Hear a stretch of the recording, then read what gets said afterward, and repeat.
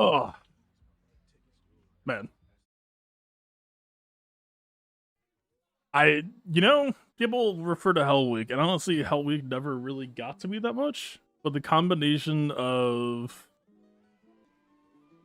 Conquest Crunch, which is of my own doing, of course, but Conquest Crunch itself is not that bad. But it's Conquest Crunch plus Raid is... This raid bothers me, man. I don't know. I miss Crate so fucking much, dude. Crate was so enjoyable. The only thing I didn't miss about Crate is the fact that like nobody cared about it. One of the only handful of people pushing scores. But like, I mean, there was so much about that shit that we were in the dark about. Like, I'm not blaming anyone for not caring about Crate. But just like in terms of mechanically speaking, fun wise, like good god, my brain is running with this stupid bike raid. Let me out. Free me.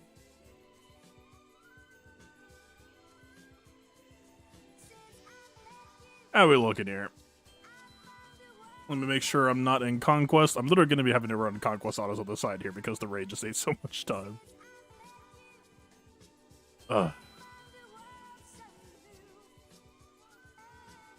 Alright. They're good.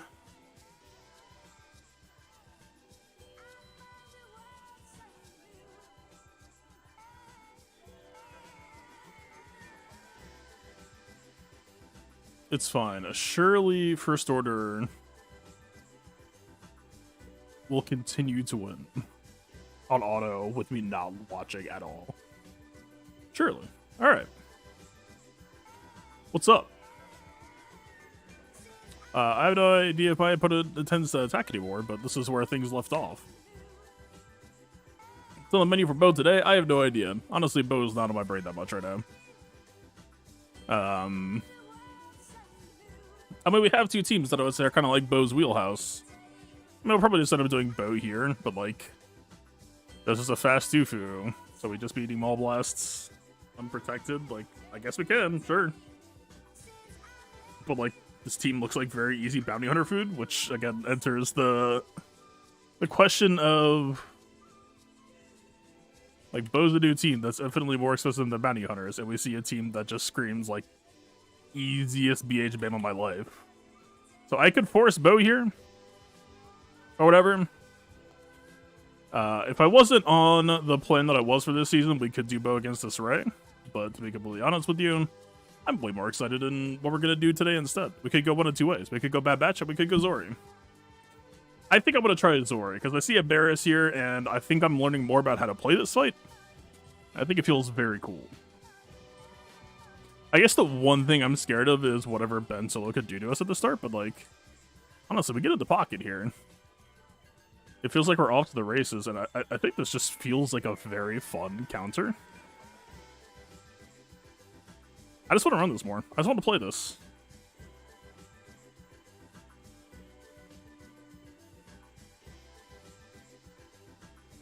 So are you not good in that Rey comp anymore? I mean, some people use her. Depending on how Bokatan against Lord Vader goes today, if we go that route, I might just pull Sortie for Bo. Bokatan just has problems, man.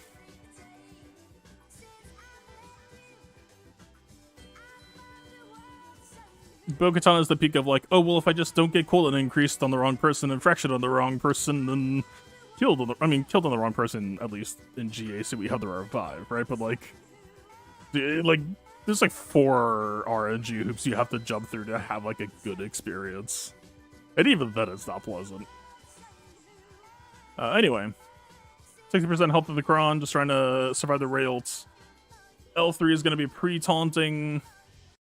I could see things getting weird if Ben goes first, if Ben removes Finn turn meter, and we have to mass on L3. So maybe that's a possible concern. We'll see. I'm curious on it, like how viable it would be to get Finn above the average Ben line. I think we might be going before him today. It's 243. If he goes before us, then it's depressing. I mean, he's got a lot of extra speed on the unique, but it's like plus 105, right?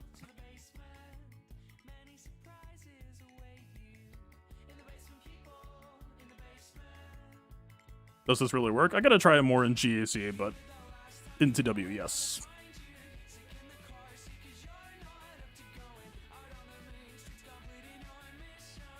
All right, we need to get inspired off of you right now.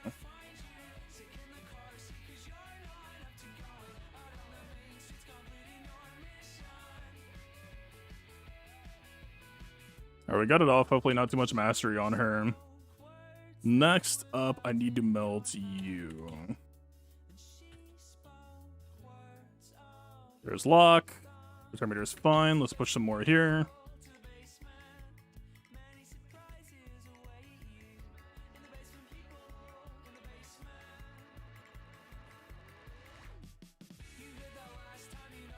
I did not expect that. Alright. Now we chill for a minute. Let's see how effectively we can chill. Varus we expect to get let out. We're kind of looking at these two right now.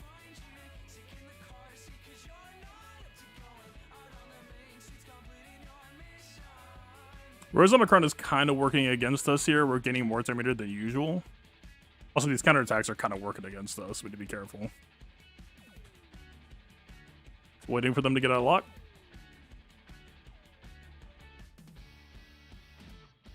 Okay, Varus is just kind of in the mood to kill herself, I guess. She should heal herself next turn, though, I believe.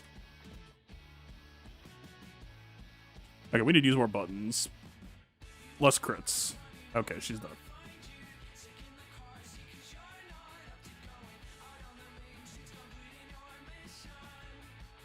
Okay, Ben is almost out.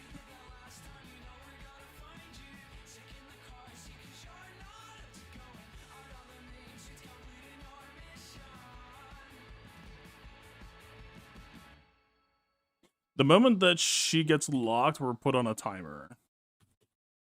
Already woke, spit a joke, barely spoke, rarely smoke, stared at folks when properly provoked, mirror broke. Hair share strawberry morning, gone and more important spawning, torn in, poor men sworn in, corners hen, switching positions, auditioning, mortician. I don't think we're gonna get L3 before Rey goes into ult, but it's not a big deal. Rings a Tinkerbell, sing for things as frail as a fingernail. Maybe. Ah, it's so close. I don't think we will then.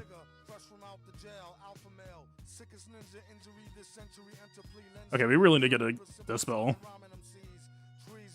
The fact that L3 taunts right into ult is so scary for us, actually. They have so much mastery now.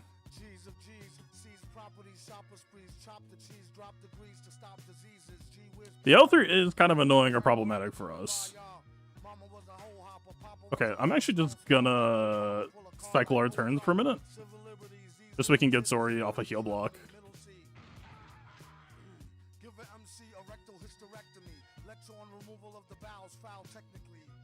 Don't expect to see the recipe until we receive the check as well as the collection fee. More rect in section Z, what you expect to get for free.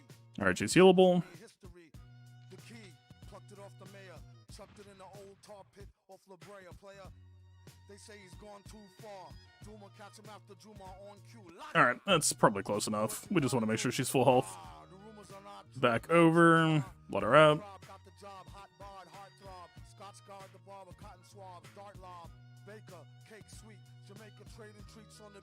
Please don't murder me for the sins of giving you some Terminator early. Yeah, it does happen. Okay.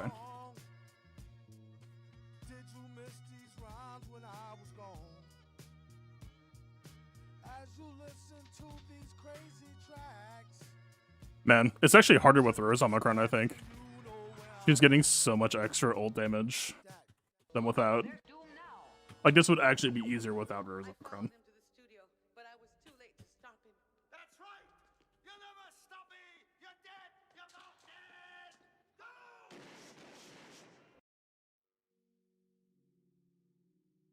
So here's a question. Do I actually want to bank this? Or would I rather just play a fresh fight? I'm feeling kind of feisty. I kind of just want a fresh fight.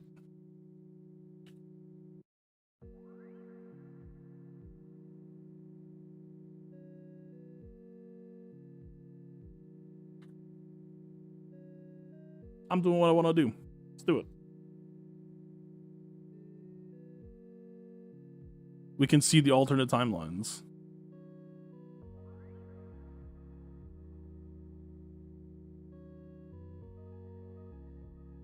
Not of the best bulk runs here, unfortunately.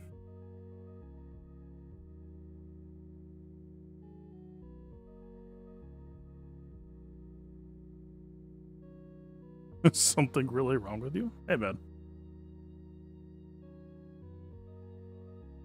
I told y'all. I'm playing GAC for me again. I'm playing for the fun.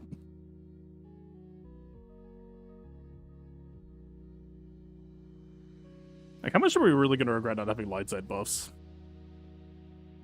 This would be such a nice cron otherwise.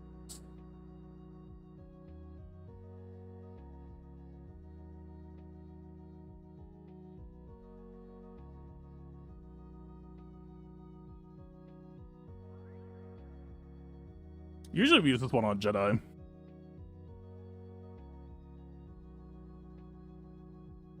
Okay, like, all this defense really doesn't matter here. It's just Rey World and Rail for the most part.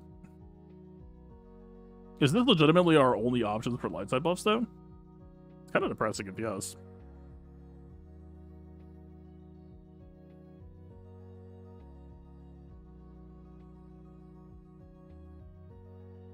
I'm gonna try without light side buffs.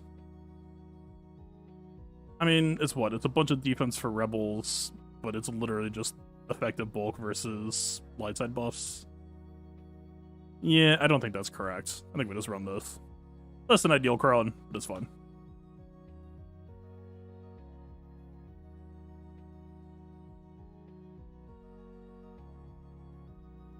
Because let me put it this way. If we lose this, then we just do bounty hunters against Lord Vader and we do bow here. Like, yeah.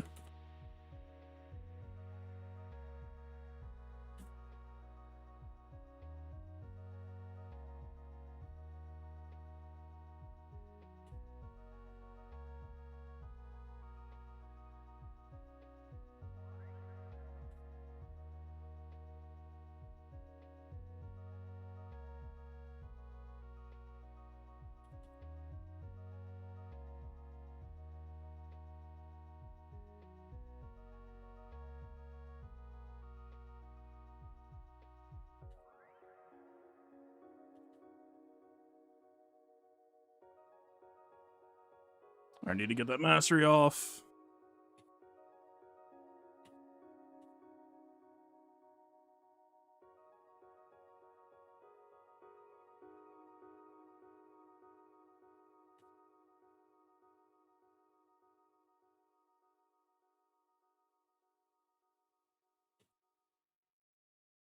Okay, we're moving. And both of these fights just have this leap of faith where it's like, how much mastery did you get? Question mark. Can't say I love that element. That batch are tankier than Finn though. We passed the test on this one.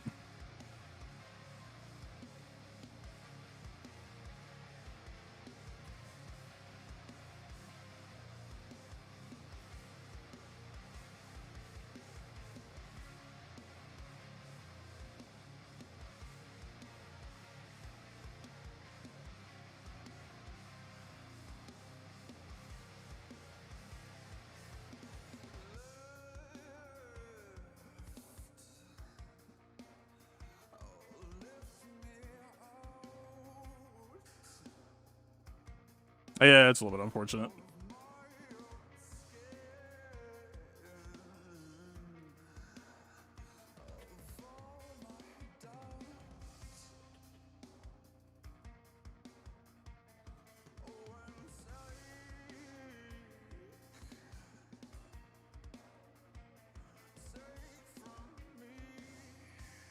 Alright, so Rail's just gonna kill us.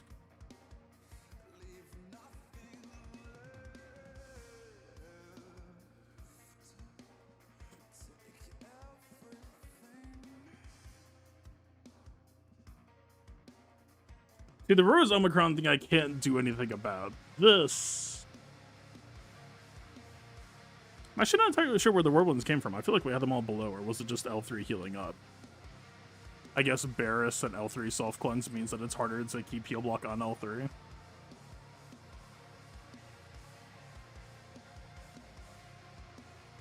Could be. The pre-taunt on Rey at the start of the Finn fight actually gets her so much mastery for the fact that we have to gain so much meter on L3.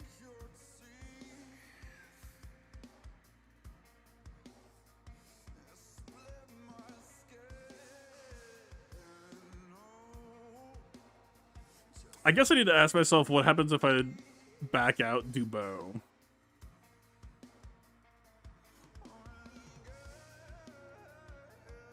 Nah, screw it.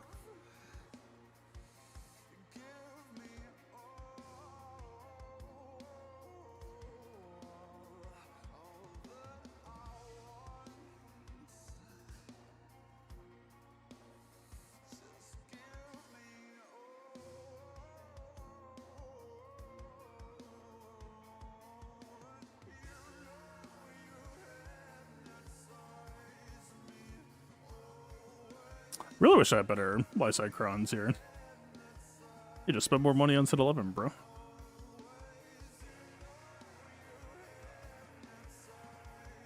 It was at this moment that he knew. He fucked up. I wouldn't say so. We're learning. What do I think Bokatan will look like next season? Level 6 grit.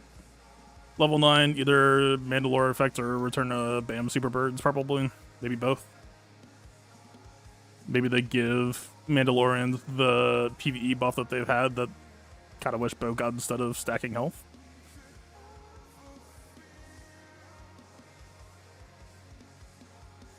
Anything I'm not thinking of here? No.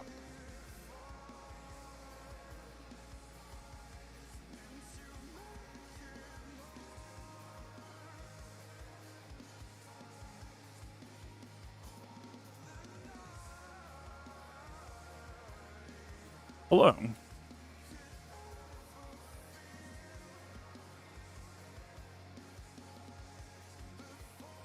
Oh, Positive's feeding her some mastery. That's not great.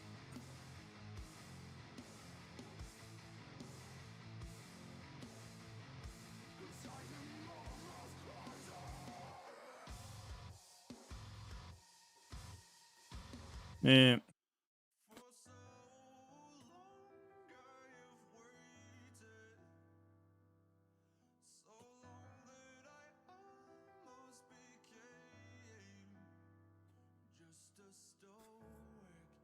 This fucking squad, man.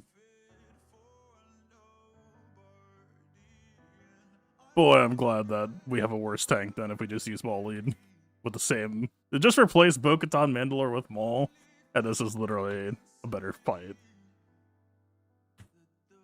Did I misplay here? That he knew. He fucked up. I mean, what? He retaunts based on hitting Armor Shred?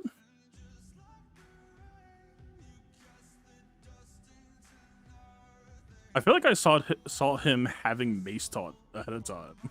This party's over. I have to check the replay on that one. We can check the YouTube VOD later. There's nothing to really play for, right? Ancestor Resolve kind of does nothing.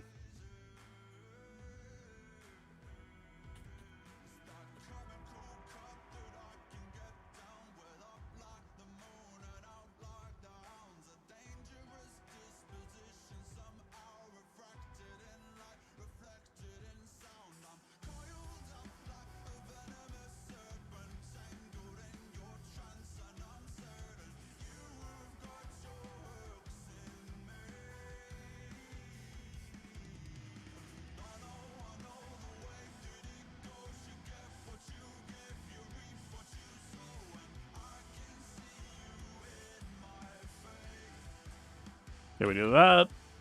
And then...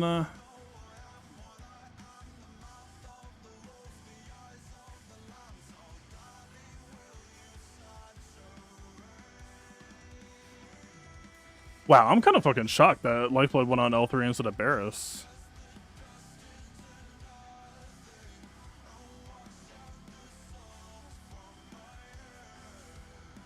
Alright, if that instead of Whistling Burst didn't kill her, then she's definitely not dying. We'd have to survive another ults, basically. and not have Barris heal herself after. I mean, I guess her effective health is high, but like, asking to get another set of whistling birds off is so fucking optimistic here.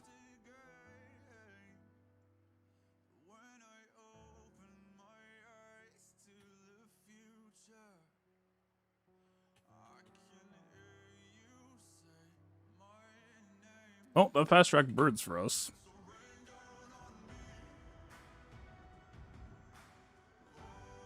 What a tanky tank. Would have been pretty cool if said tanky tank could actually have like eaten that first Whirlwind, huh? If the character named Mandalore actually had Mandalore. What a novel idea there. Yeah. We'll see. We'll check the replay later and see if they're like possibly opened up Bokatan to getting like Whirlwind that maybe we had counterplay for.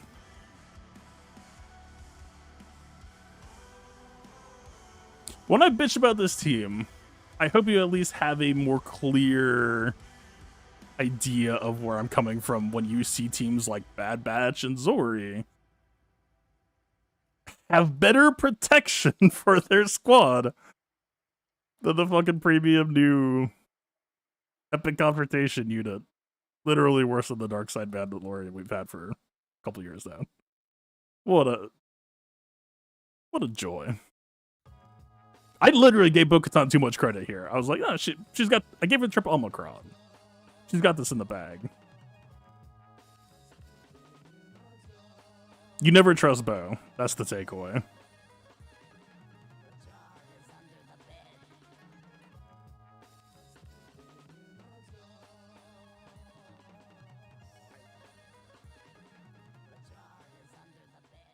Fine, bad characters. Leviathan release into this. Yes, Leviathan is a bad gem, sure.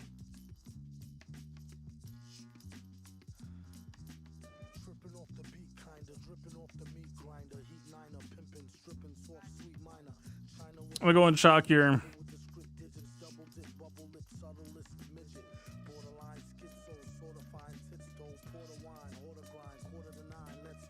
We need a Dispel assist.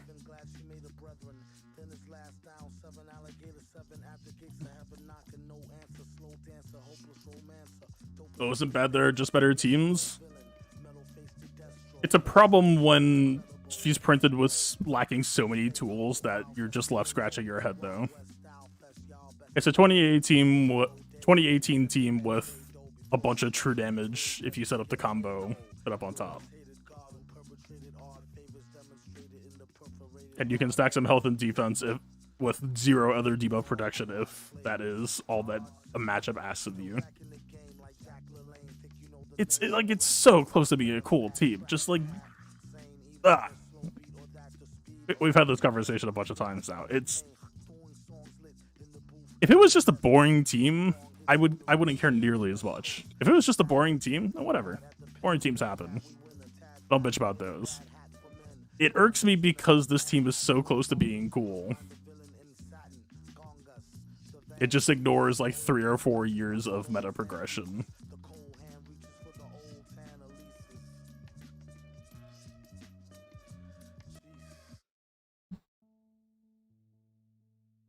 Raider likes big numbers. Well, that's too bad because ancestral damage is flat cap, baby. You think this game ever gets Relic 10 and Relic 11 and then they run into the exact same issues that they ran into with Rey? That'd be a real shame, wouldn't it?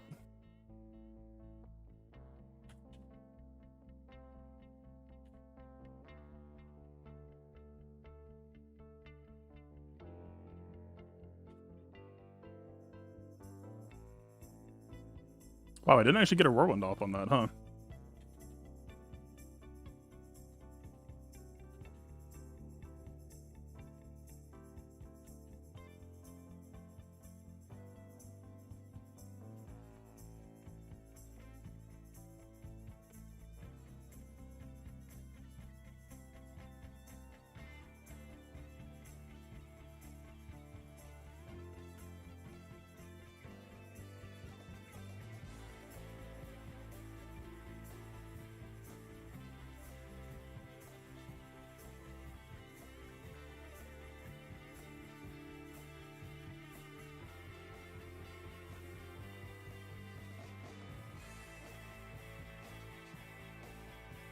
Would like to get your inspired off now, if you don't mind.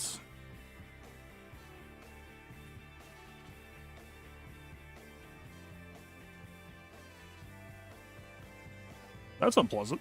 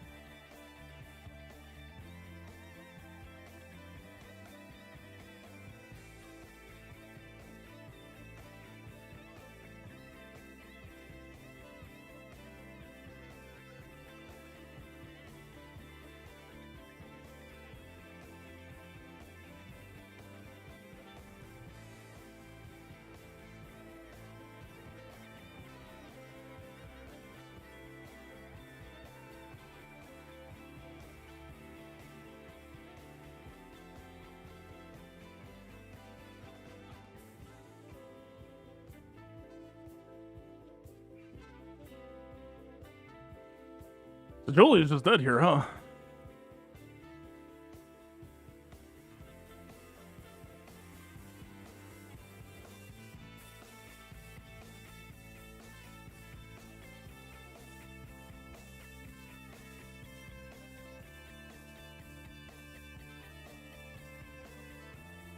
We can cycle out one more equalize with protection, maybe.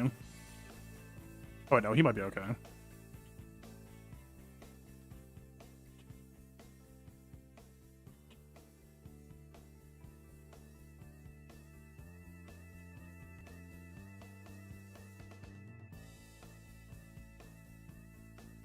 We got there.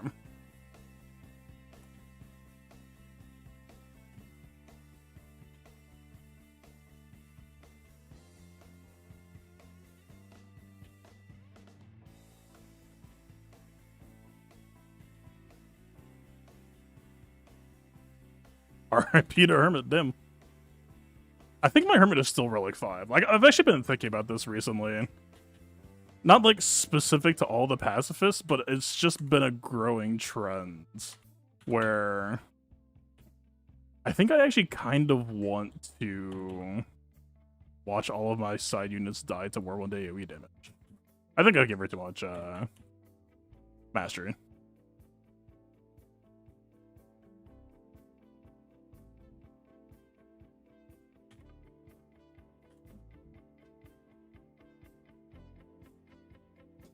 Technically, if we're feeling feisty, we can go for the Terminator removal into the attempted reverse sweep. What is based on our potency? I'm probably supposed to just let this time out. Curiosity, yeah. I know Rey has 97% base tenacity. We don't have potency up.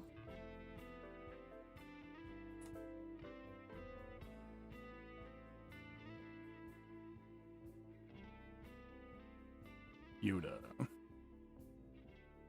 56%.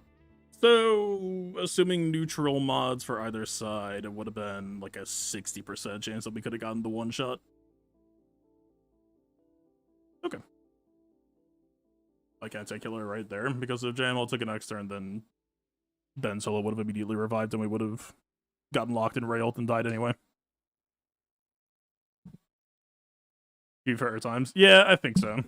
Well, the problem is I wasn't expecting Barris to die so early, so I went into the fight just thinking, like, Hermit Yoda was the main call. And then it turned out Barris died pretty fucking quick. I wasn't prepared for the possibility that she just wasn't gonna matter. Wait, fuck. Ooh. Ooh. Ooh. I don't have BAM. I completely forgot about this aspect. Interesting. That is an actual problem.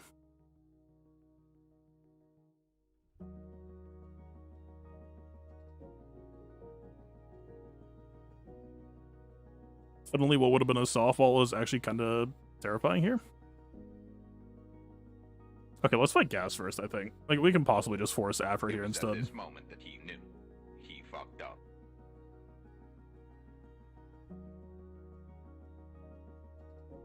Okay. Qui-Gon, Anakin, Cam, KB.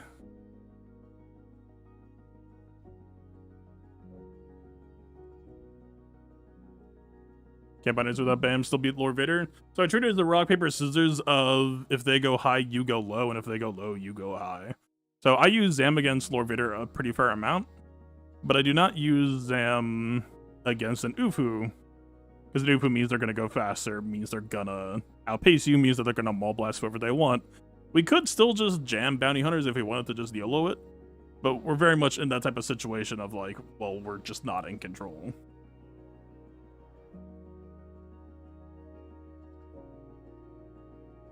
And still ban literal negative progress. Dude, I like it pains me that like again, man, I want to like that team so fucking badly. How many like meh releases have we seen where it's just like, oh, that exists? Anyway, next. This is not one of those releases for me. It's like just like I'm literally at the point where I'm just like, buffer. Just give her Mandal early. Like, just do it. Make it some version where it doesn't even assist or whatever. They think that's too strong, but just like, dude, how many teams are like actually need Watt nowadays? Ask yourself that, and then realize the fact that drafting Watt just to have a decently modern feeling tank that still doesn't auto cleanse the way that Molly does is depressing. I don't know, man. All right. This is something I wanted to try. So I've been posting Gas Rex and reaping the rewards, but I never actually got a chance to fight it. So the theory is, like, Captain Rex only really matters if you hit him for less damage per proc than the amount of stuff that he regens. My theory is just if we just hit him really hard and try to bypass the regen clause, then kind of who gives a shit. It's just like a easier version of a gas fight. We got a cleanse here as well. We'll see. I'm curious.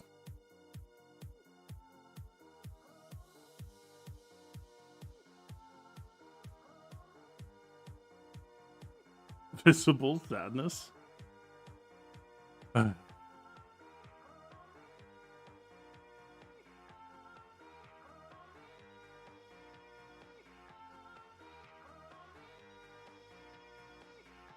Okay. Oh, he doesn't have second wind anymore, so that means he already got procced on it, right?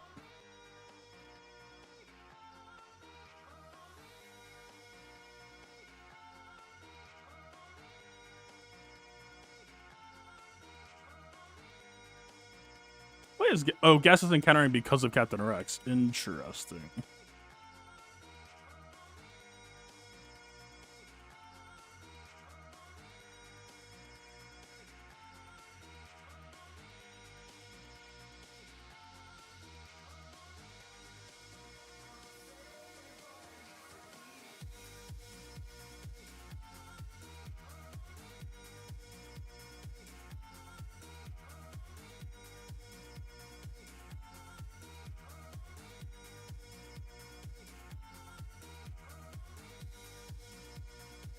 I almost don't hate this, but we kind of want to shred his defense, right?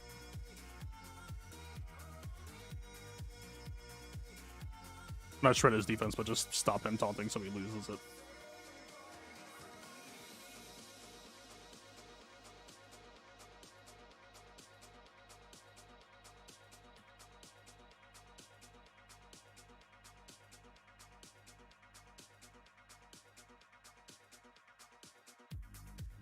I'm so curious to try, but this has to be a bad idea, alright?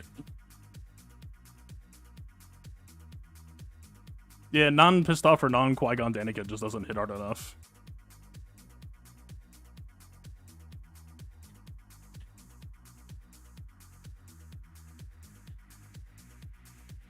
This is the problem that I talked about when Killer and Beck got released or revealed is, yo, this guy stops Qui-Gon from dying. Like, we literally stopped Qui-Gon from giving us the payoff, so now it's just a question of what timing do we actually get the payoff. That's actually a pretty decent nuke there. Full credit to him. There we go, he's dead. If I get healing immunity, couldn't we get like a kind of cheeky sack topple? Or, like proc sack, but leave Rex at 1 health. There we go. And he's got nuke, but we all have foresight. Like, he can't actually do anything with nuke. This is a very weird feeling fight right now. It's... feel very aware of the fact that this is not normal.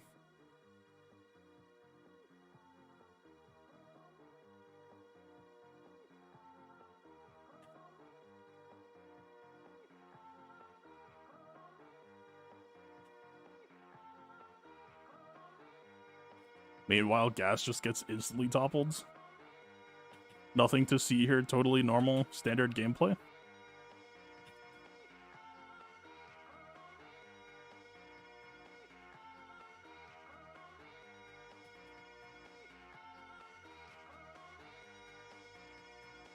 Chem assist is good damage. We do not get the days.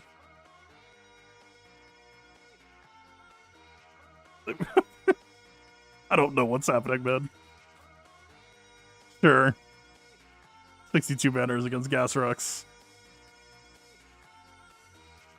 So much stuff breaks on Gas that it's like, I'm not saying it's like fighting against a new team, but there's so much stuff you think you can count on it, right? Like, you take a Qui-Gon turn and you're like, okay, Gas will counter me, that'll cause Qui-Gon to die, and like you plan a lineup from there. Then you hit a button and just nothing happens. What a goofy thing. Yeah, I still think Qui-Gon was already beating Gas. If Qui-Gon's beating Gas Rex, then you're literally just like 2-for-1ing against the team that was already countering them. I don't think this team is as good as people are giving it credit for. It's been doing good work for me, so like, 2 thumbs up, man. I'm not complaining, but I think you get what I'm saying. Like, you just infuse the fact that you don't die since they don't kill Qui-Gon. I don't even know if I would say that Beck was required there. Beck just made it play differently because we never actually got our pop-off turn. Right? If Qui-Gon dies there and we topple them with and then Anakin just like AoEs all the clones, we're still kind of landing in roughly the same spot. I guess there's something to be said that like, hey, it's kind of cool that we, right? It's like Rex had nuke, and it was like we were just chilling. There was Qui-Gon had force on him too. It was like. It's not bad. It's definitely just different. It's just like against Gas, the worst thing they could do against you was like cooldown increase you. Like in Captain Rex's case, he had like days offense down. That was kind of a pain, yeah. Offense down, I was like, I wanted to be very specific that like, okay, if he places offense down, I want to make sure I get rid of that ASAP. But it's not like. Right, there are some matchups where it's like, Qui-Gon, I need you to die right now, and if you don't, then I risk like 5 stuns on Anakin. And those are the situations where Keller and Beck keeping Qui-Gon alive is a problem. Right? Here, yeah, I could take it. Sure, why not? I don't feel too bad. It's the other stuff that becomes concerning.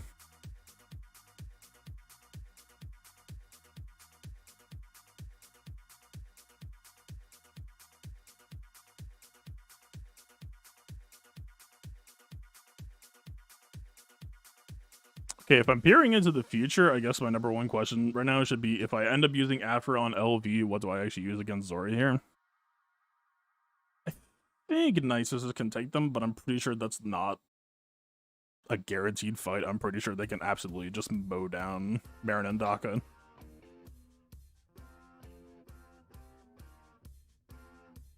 No Rose Omicron does have Zori Omicron. That's the thing too, is right, like if I try Afra, or if I try Bounty Hunters first and it goes the way it's gonna go, which is, right, is there any way that we can theory craft our way out? Hey, Caveat, I appreciate the get the sub in. Very kind of you.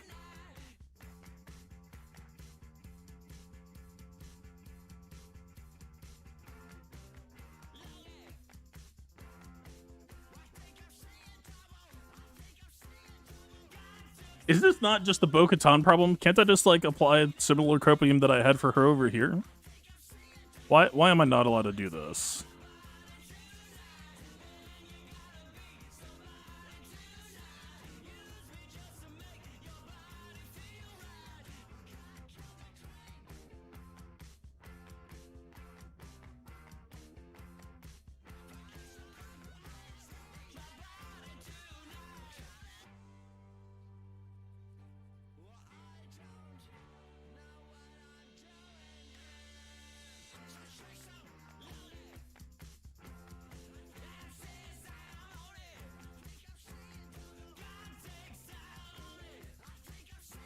I don't know, man.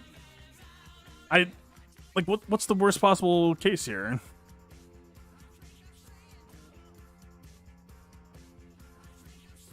Oh yeah, no, Captain Rex. If Captain Rex's only job is just to fuck with CLS, he should do that wonderfully on multiple levels. But right, it's like if you look at bounty hunters, you look at Qui-Gon, you look at the other stuff. It raises some questions. I'm not sure if the value is there as much. Listen, man, I posted it twice. It's done some excellent work. Like, just because the team has answers doesn't make it bad, right? But we just need to be aware of where the holes are. I mean, listen, man, set 12 ruined Phoenix for this season, so I'm not exactly holding them in high reverence. Once set 12 goes, then sure.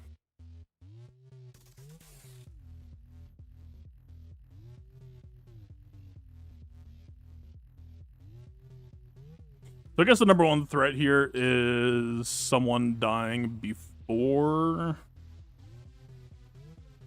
Zalbar gets the proc taunt.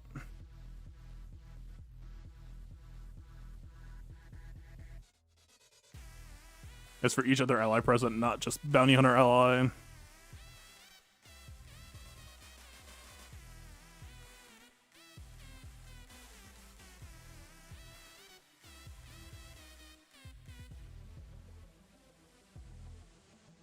I think this works. I'm hitting it. Fuck it. The biggest annoyance I could imagine here is like what happens if Thrawn fractured Bosk or something. There's gonna be some jank in the middle, I think. Zam gives us a lot of affordances here. But like this. Yeah, 303. 303 times 1.25 plus 40, 418. We might be faster.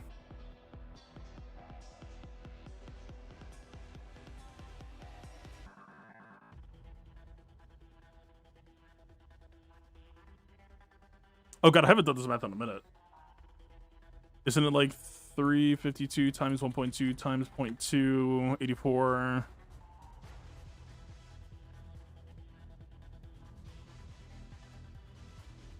Plus 330. I'm barely below. Alright, fuck it. Plan A. Should I just be forcing Afra here first? Yeah, probably.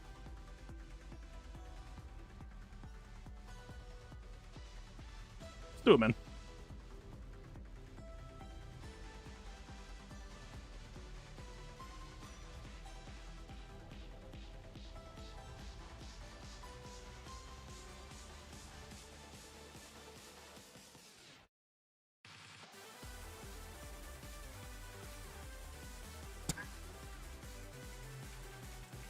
You son of a bitch. You're not even taunting now. I should have gone health.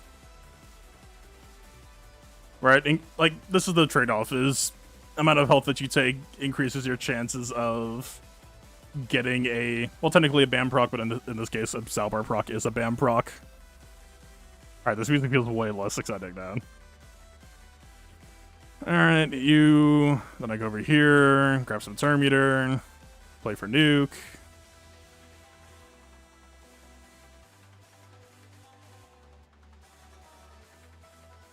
We might be able to play for 2 nukes, actually.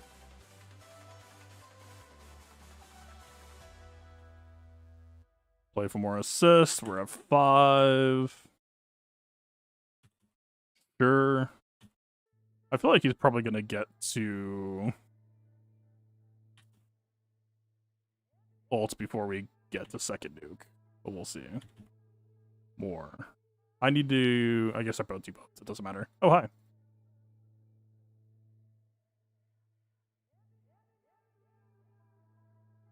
See, like, does Alpha really care if there's just 2 tanks?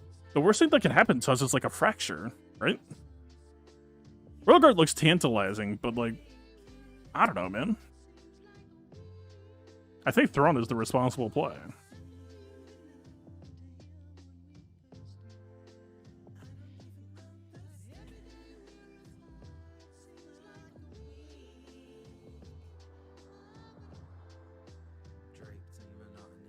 R7 Royal Guard. Would you believe me if I said I've seen a lot of those recently? Like, Royal Guard is Relic 7 and everyone else is like Relic 9. Well, I kind of respect it, honestly. If you weren't there, you weren't there. It doesn't hit nearly as hard now.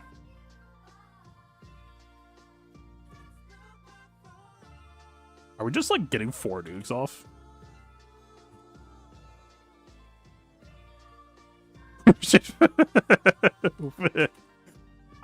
Okay, I'm not complaining. I'm not complaining. We're doing this. But they've got. I think I should have done 9 Sys first. Kill with Royal Guard because this is giving more ult charge. Pop a heal. Pop a mass. Please don't stun. Hell yeah, we resist. We bank it.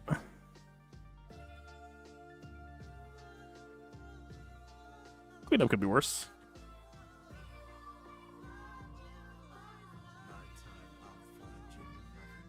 Alright. Let's just set up the preload.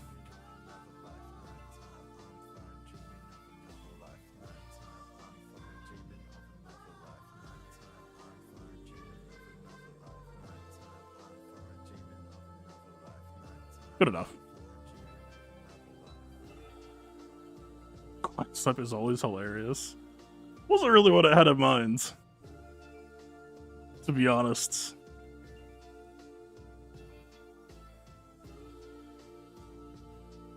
I really just need to stop bringing protection bombs against Lord Vader. This is not the first time I've done this.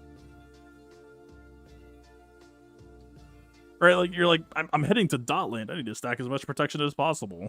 If I'm running Zam, then hell yeah, stack the protection. Give me all of it. But if I just had, like, the crown that we have, but just, like, let's even just say, like, 30% protection, 30% health, I would probably still have a Fennec right now.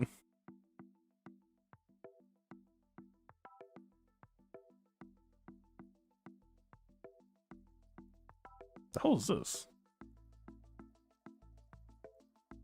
I don't know. Just let it keep going. Spotify is playing some random stuff, but I haven't had a reason to skip yet. What do I want health over protection? Because when we're talking about normally BAM, but in this specific case, because I didn't have BAM, I ran Zalbar. Characters who proc effects that only happen when you fall below 100% health. In this case, I guess Zalbar taunt to eat the rest of the Maul Blasts. When you stack a bunch of protection, that eats more of the early Maul Blasts and gives him higher damage blasts against the people that you want to protect, which then causes some pretty huge issues where it's like, right? If you have less protection, you just activate the effect sooner so that more of the blasts go onto the person designed to do the job. If you're too good at tanking the early blasts, then you get what you saw here, which is that Maul gets to his 4th or 5th blast and just skips the whole damn thing. So yeah, too much protection can actually be a bad thing, unfortunately. All right, what the hell am I cleaning up here with?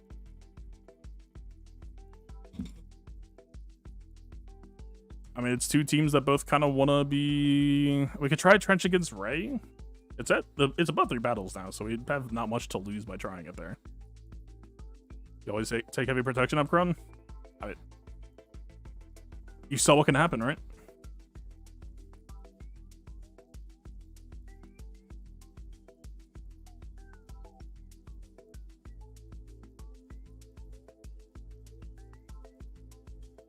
No reason why I would miss Watt anywhere else, right? So I think this is fun.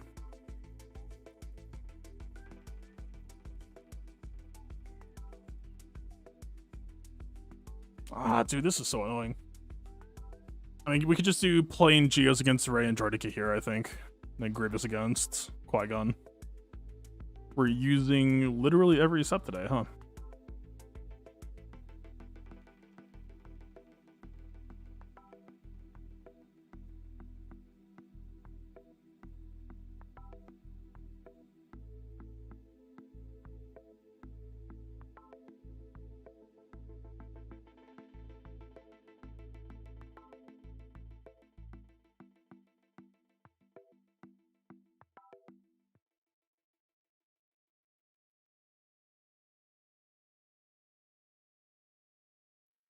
You need to ask the question of who's getting what.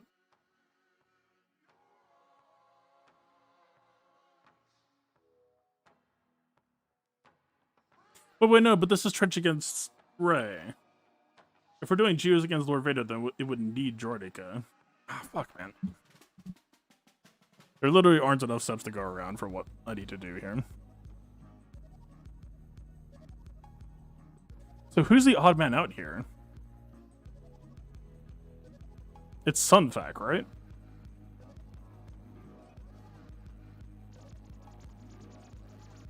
If I'm playing musical chairs, it's technically Sunfac, and Sunfac doesn't have 0 tools against Rey either. Like, I don't hate him being here. Stagger is nice. He can remove Terminator. He can do offense down. He's got some heads-up play options, but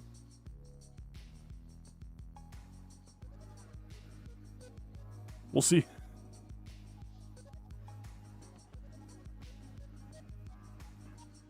How Switch only trip up on my streams and no one else's? This is the first I'm hearing of it. I mean, it might have to do with bitrate.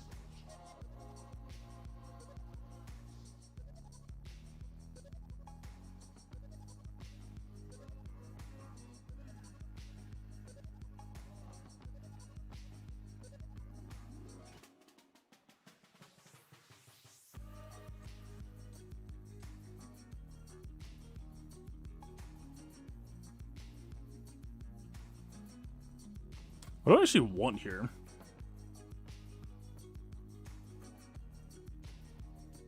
I want her to not instantly health steal back above full health like she's almost certainly going to.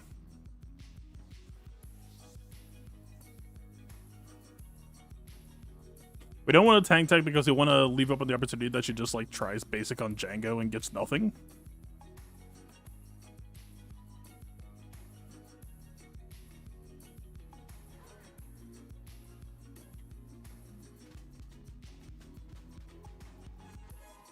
That's not nothing, but it's not too far off either.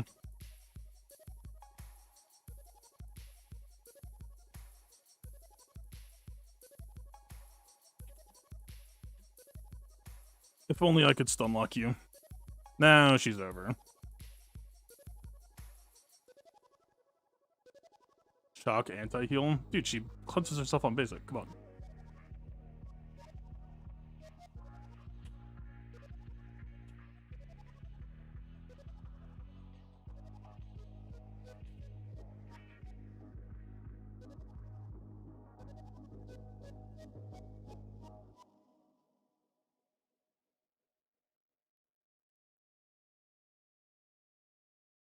It's possible she didn't go over 60.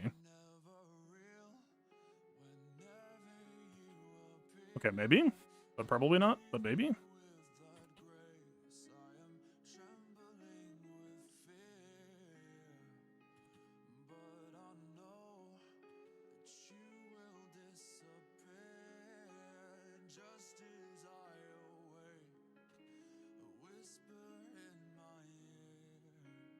Watt Terminator removals will be very nice here. Just keep it up, man. And that's the extent of it, I guess. We're not in a bad position, though. Not by any means. I'm pretty sure we tanked this easy.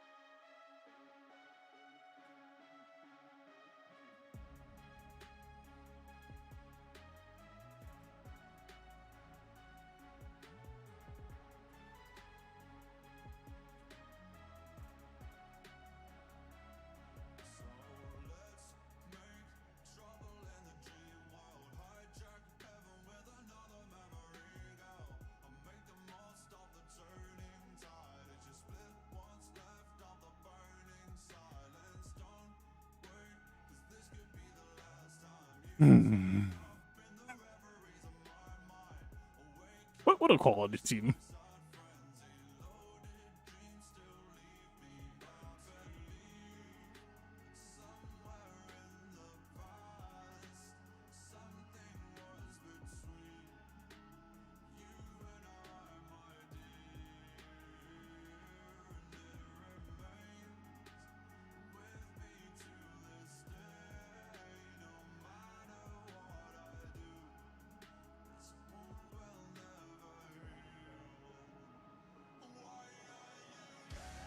Yeah, fine.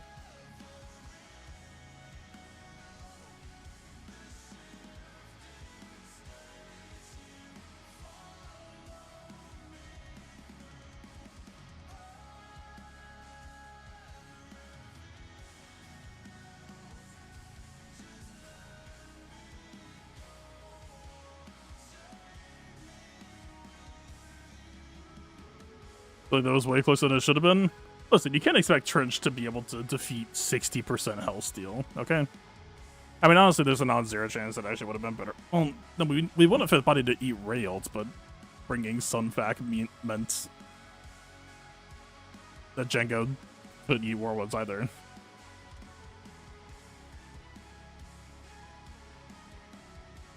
A specific 5? I mean, sure. I know that Newt is also just, like, very nice against GLs in that spot, but, like, the amount of damage caused to Grievous for having to run some shit like Jordica instead is pretty huge.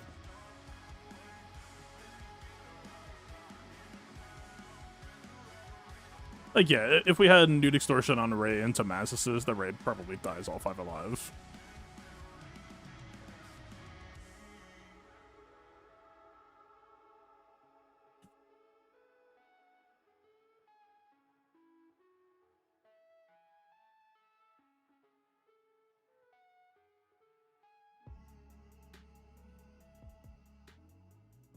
I think we just pump it, right?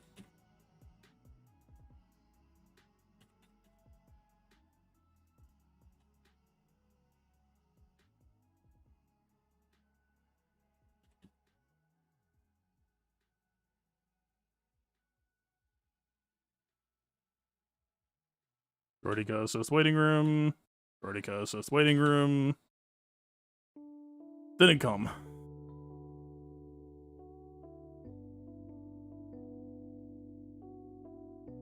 GL Tyrannus. I was just thinking about this a couple days ago. Like, I think about that point, right? It's like,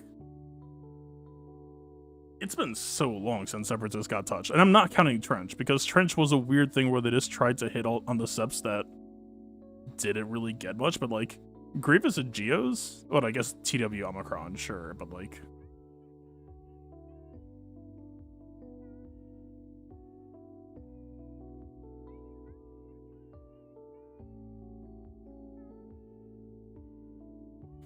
That's the Revacron that is significantly worse. This is a decent stat package. That'll be alright. Less defense than I would like against Qui-Gon, but we'll see how we can play this out.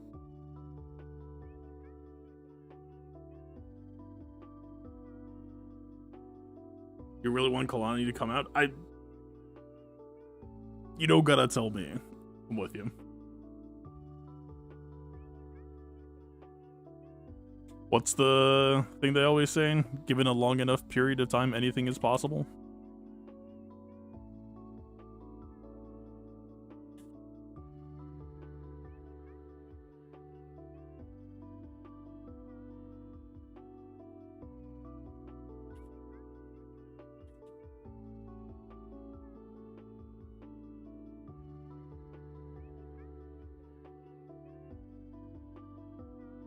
He cleansed our debuffs. Or their debuffs. Alright, there's a Savior proc.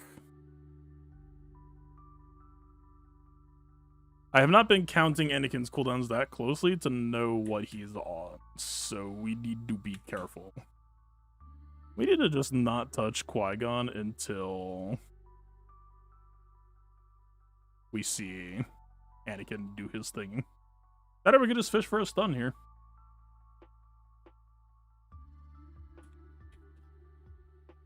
Do we want to be walking on eggshells that lightly, then? Did I just put myself in a position where I don't get to choose? Yes. Is Anakin about to get pissed off and kill me? Yes. Dude, B2, where the fuck have I dispel sped, man? I'm done. Please, one time. Just go the fuck away. Thank you.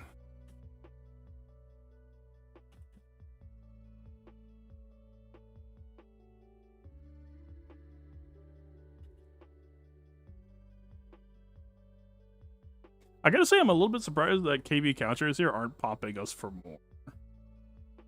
Because he should have the pissed off Qui-Gon boost, right? I mean, we know those base ratios suck. And is like kind of designed to only really matter when he gets to do all three basics, but that's tragic.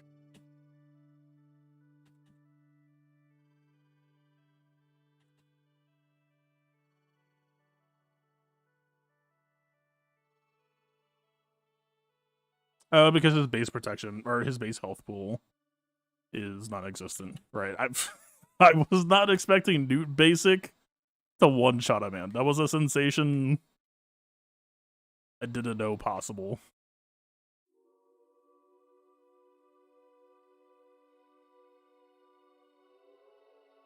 Hi. Some stuff.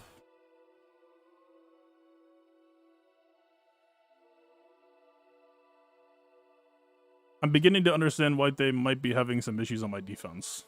That is quite a hefty couple of super teams there. Well, here's my side of the board. I don't know if they're done attacking, but drops with no kills.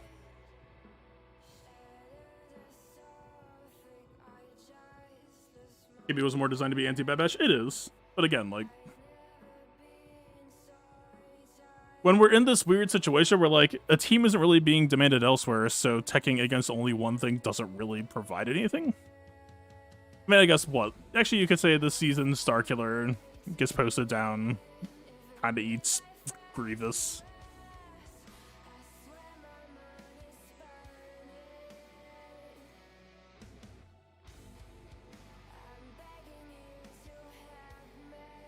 The target lock thing? Okay, I'm gonna be honest, I forgot he was even supposed to have a target lock thing. It was so ineffective. Was that the reactive foresight on target lock or something? I'm assuming based on how that played, that was probably what it was.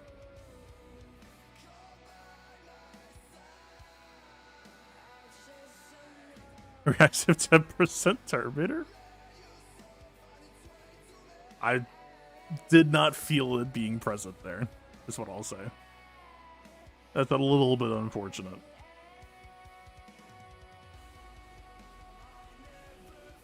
Alright, what is this monstrosity? I saw Savage, I saw DR, I saw Talon, Trey and Iolus.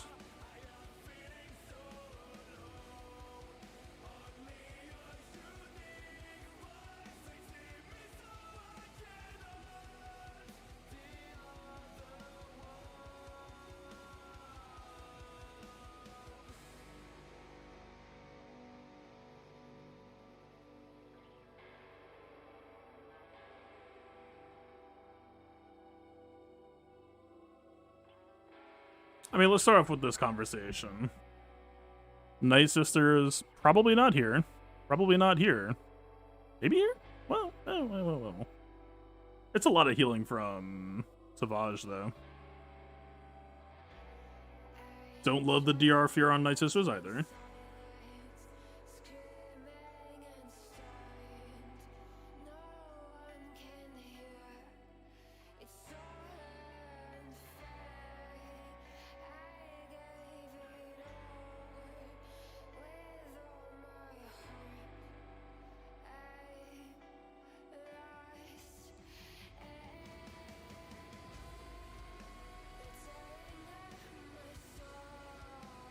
Okay, I assume we're probably doing Afro on Treyan.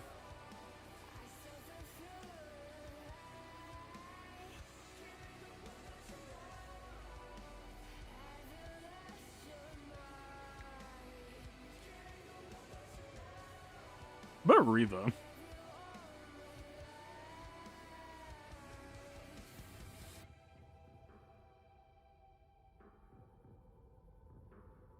After here.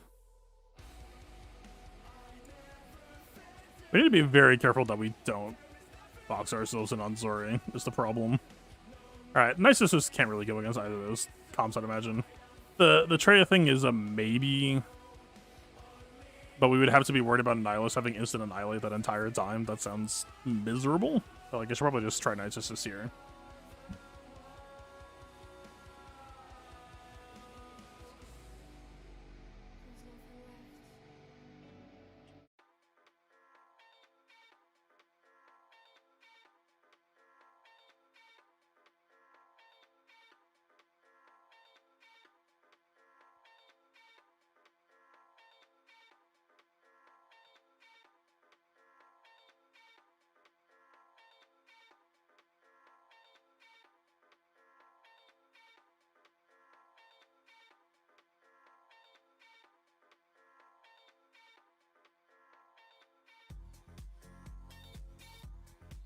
Please don't blast me immediately on sight while stunning Marin and or Daka.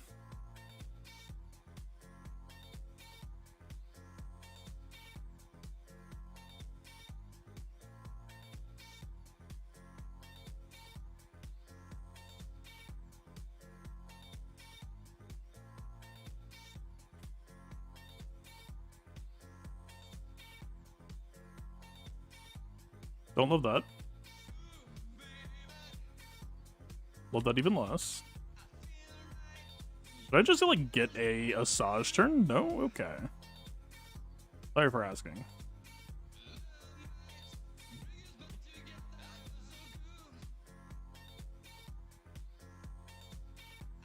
Like, how overflowed are they?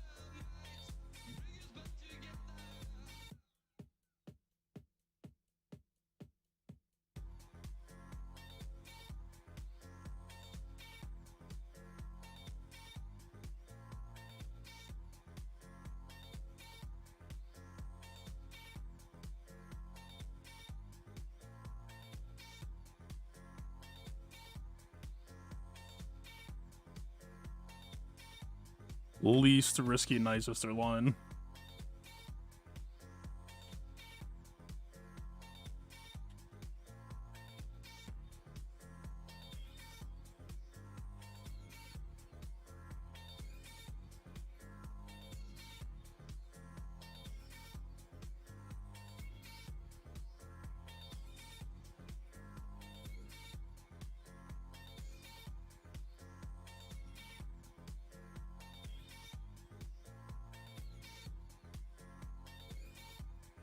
I believe that's checkmate.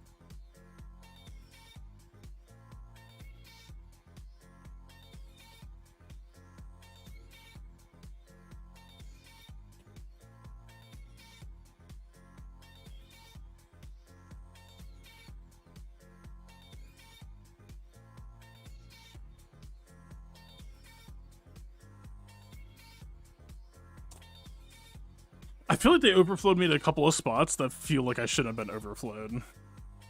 That's a shame. Weird.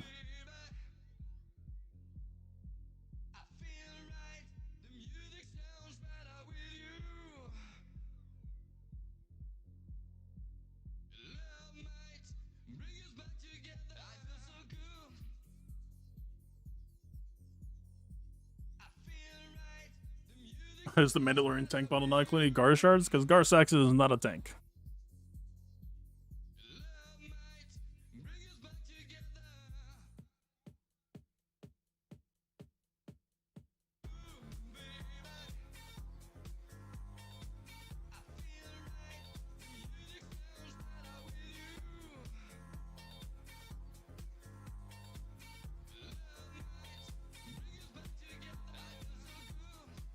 And I'm probably just gonna have to do a top. I don't think we're clearing. I mean, given the shenanigans I pulled, this is not shocking.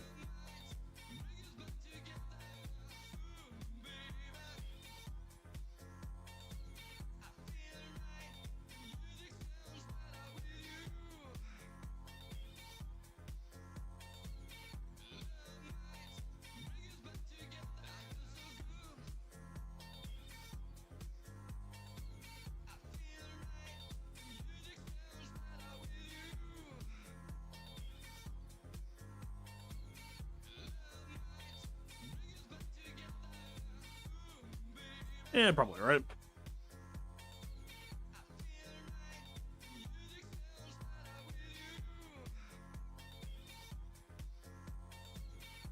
Mars tenacity down, tenacity up.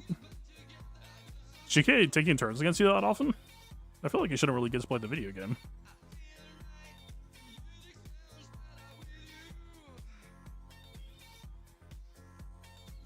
Gideon? We tried it once. I don't think it's really real. Maybe if it is at Omicron.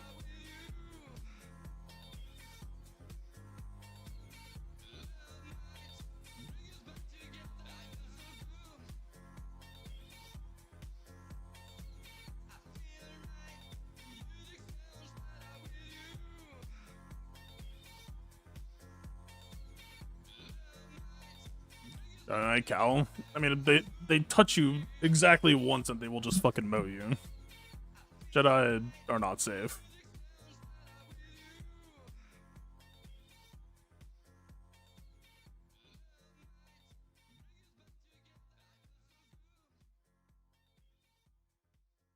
Like, the reason why Malgus is kind of appealing is because at the very least we could just one-shot somebody immediately.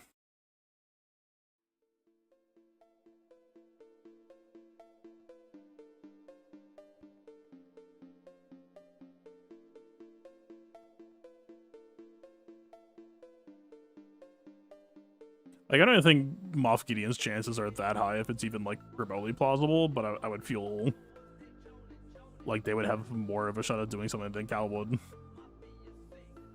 mean, they don't really have defense, whatever that's worth. I don't think they'd do anything. You know, I'm already kind of gambling that my defense is just going to hold the line anyway, and let's try some shit. Why not?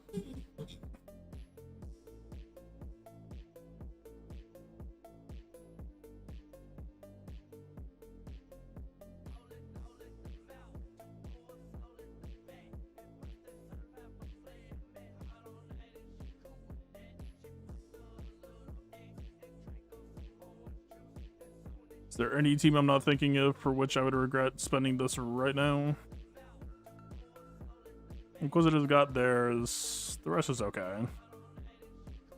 Nah, it's fun.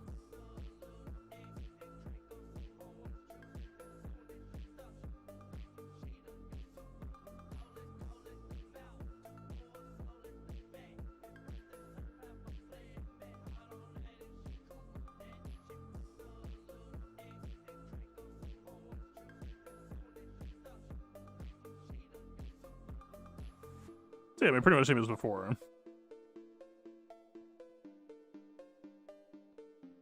Zori's just gonna go and immediately start doing shit. Is there anything I can do that gives us a slight boost on Gideon just to try to ensure going first? I don't recall.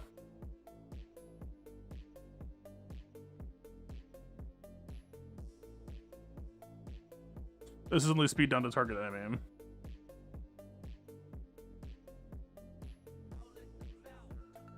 Oh, Remnant allies gain speed up for 2 turns. Maybe.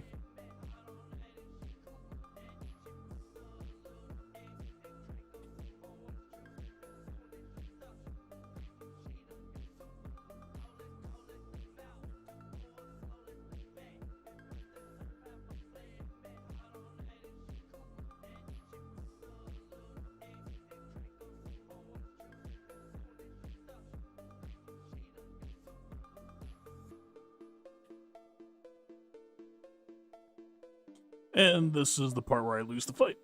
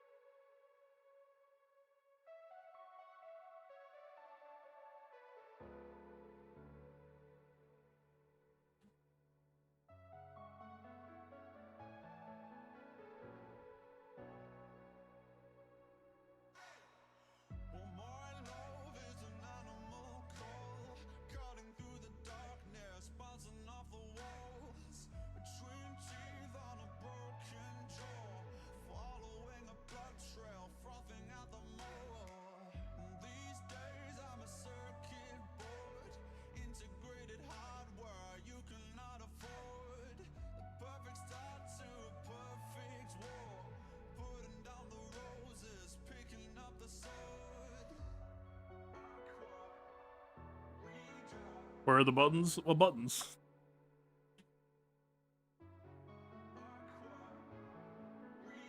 What are they releasing? A not flawed kid? Kitty's not flawed. This is just not a good matchup for him.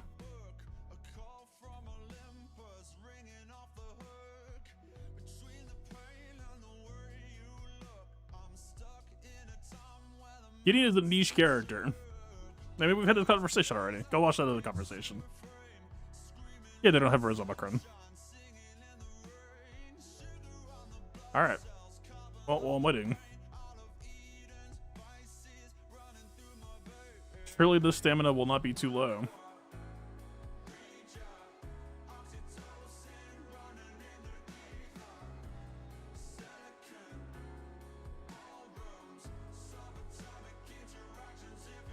Heartbreaking? We were already dying anyway.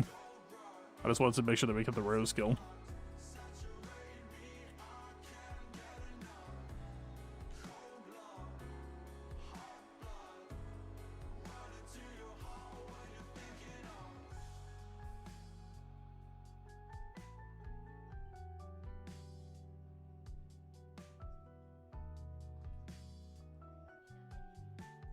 Or is Omicron still worth? Well, technically it calls me, or is possibly causing me to have more trouble fighting Rey right now.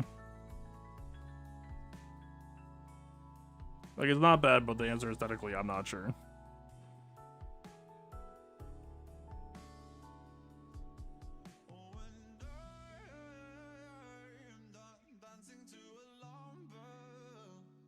%11% stamina might be too low for Boba. We'll see what happens.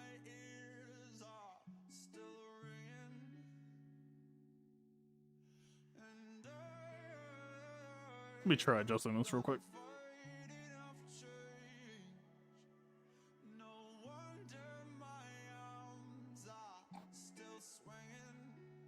Okay, confirmed I'm slower.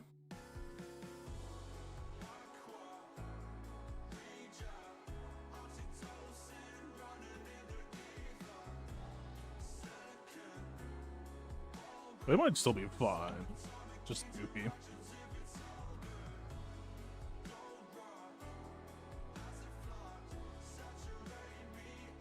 I mean, honestly, just popping over right now might be correct.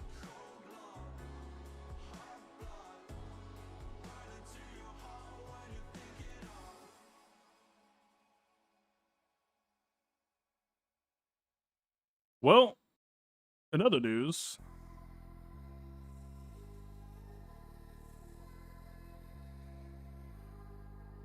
no buttons also equals no match finish.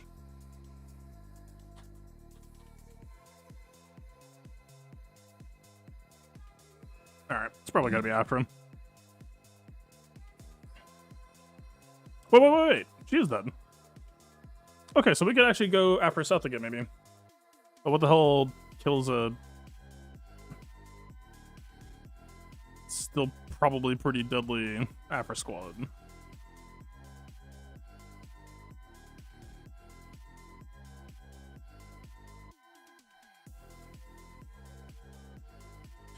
We are approaching the point where we just run out of squads.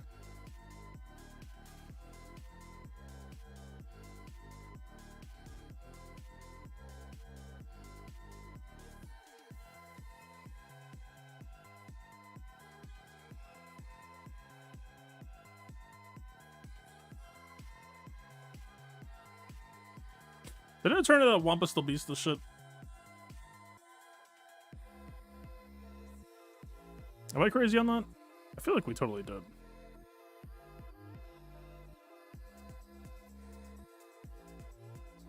It might have been a weaker squad.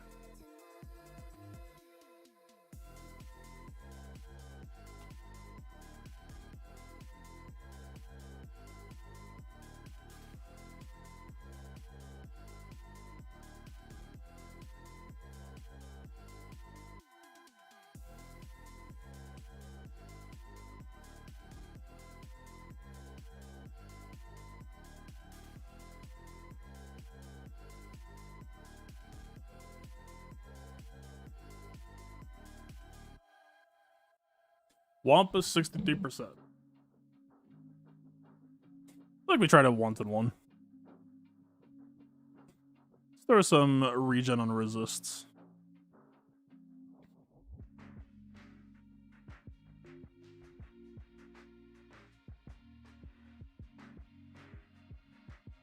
That's a pretty good stat package. Sure.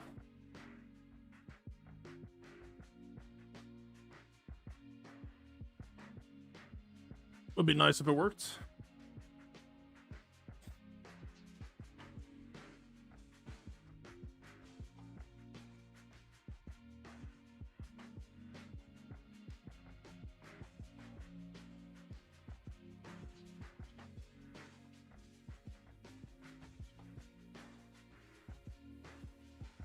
Look at all this lovely regen. How kind of them.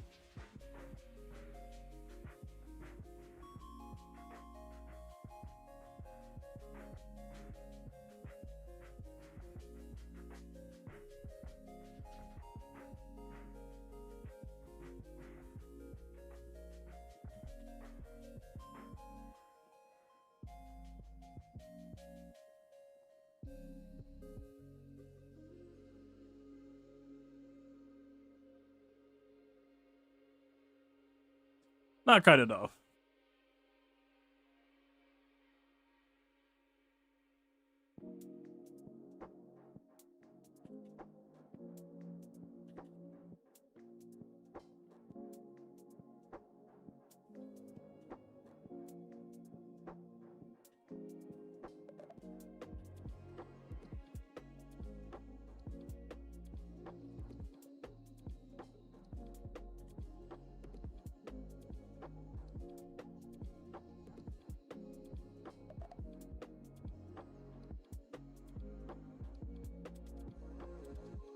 I guess 40 Rebel battles really isn't that crazy.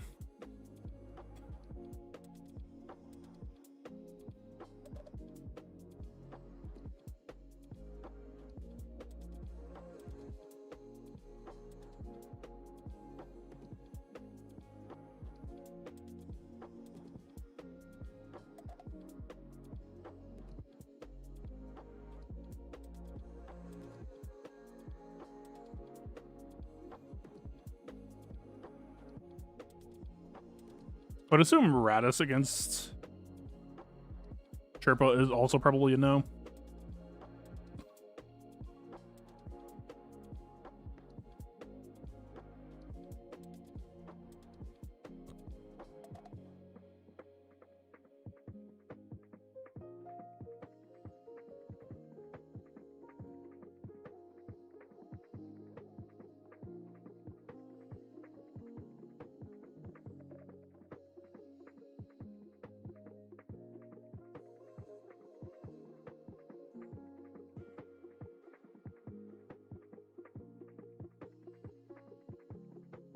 I do remember we do still have Tuscans, actually. That could matter here. I guess with Rose dead, Tuscans are up in here, but I would like to imagine we could do something cheaper. What Tuscans against decent?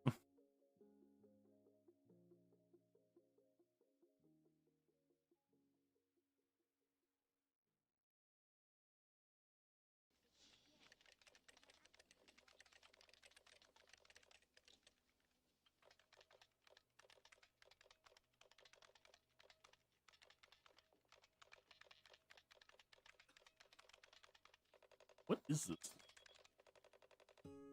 Oh, sure. Take some ports up.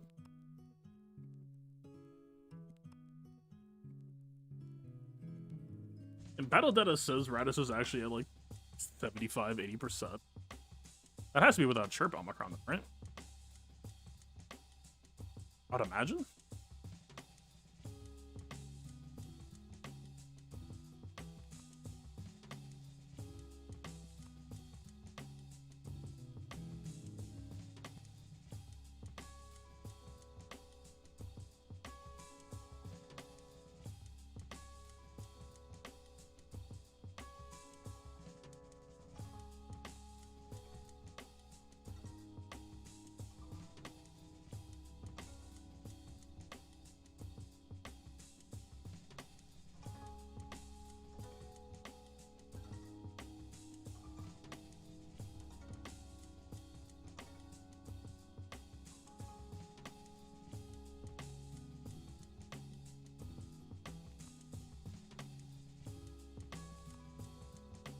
Yeah, that was kind of a problem for Wampa.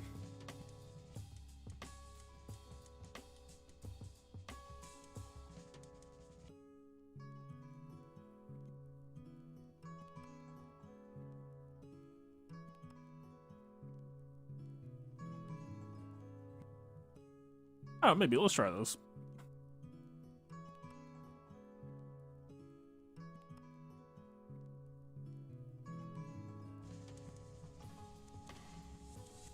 Or let's go back to home menu.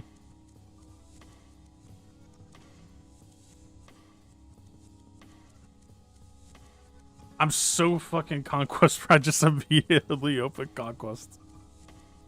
Ugh.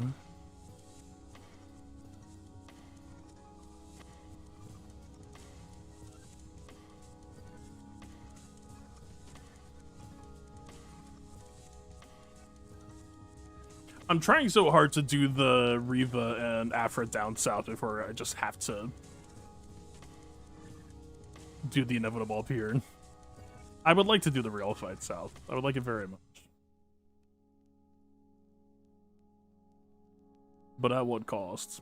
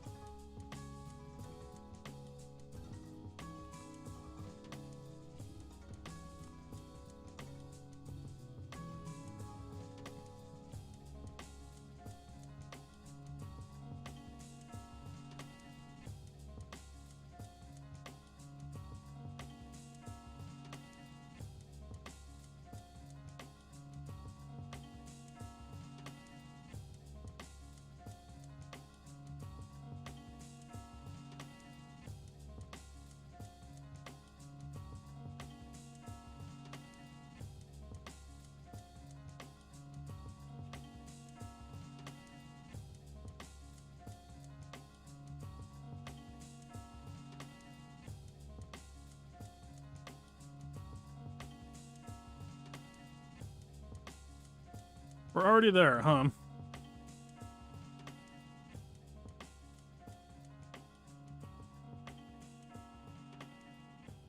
I don't know if I wanted this early. Okay. That certainly didn't feel bad. Jenna's just waiting to take a turn. Like, still just...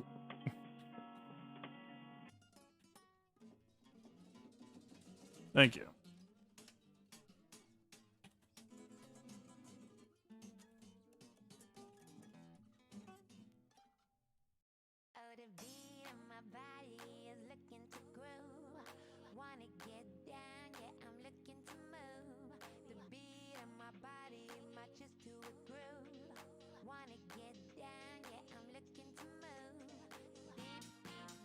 Okay. Not too bad.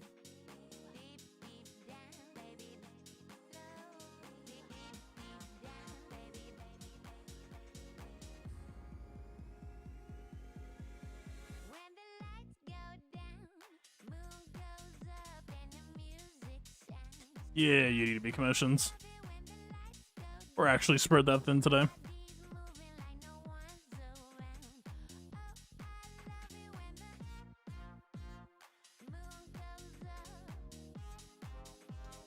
Who are we using Tuscans on? It might just be Zorin.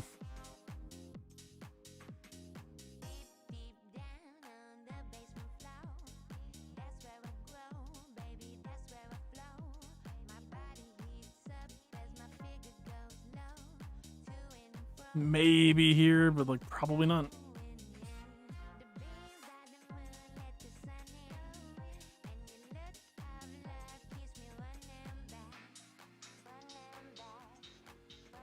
an actual head count.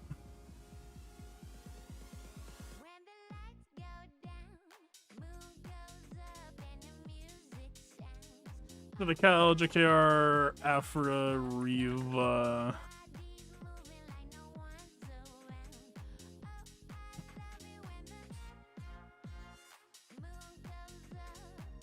Malgus is here. Dash. Tuskens. Iden. Yeah, like, we've got a head count. Technically, like Mon Mothma.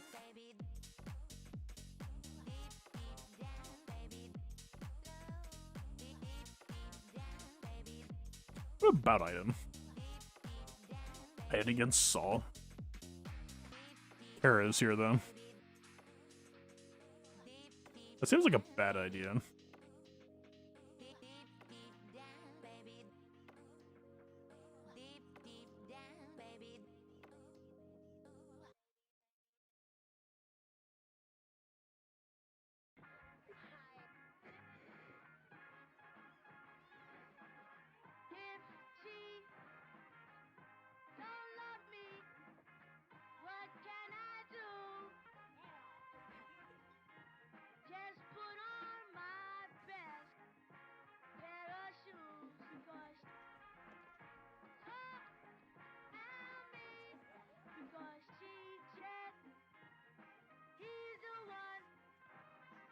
Playlist is running a little bit short.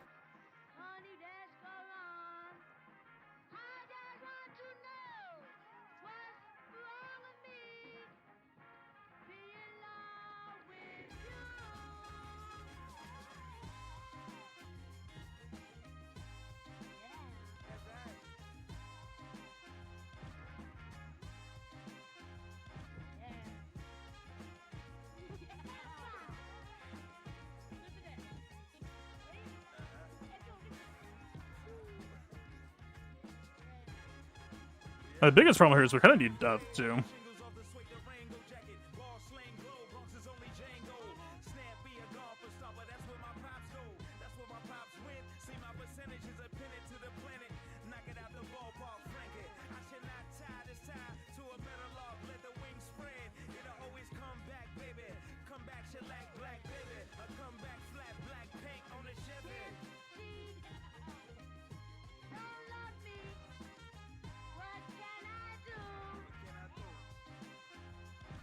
We are running out of infinite turn meter.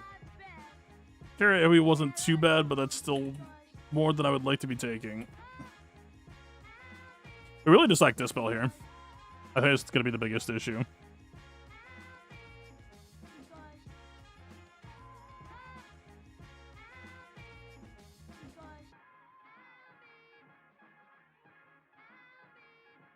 Please go away.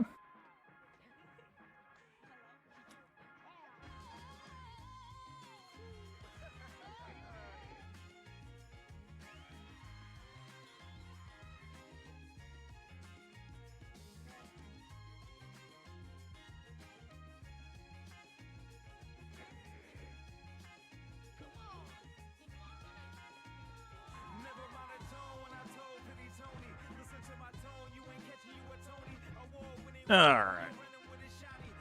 I mean, I think, like, not having access to Death Trooper anymore is kind of just a damn shame. Like, maybe Stark suddenly becomes more interesting just to get a Dispel back.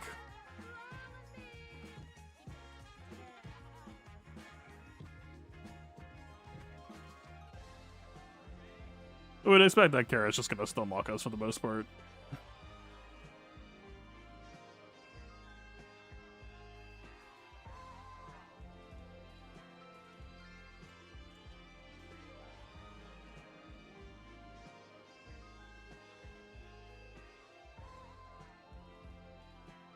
Yeah, pretty much.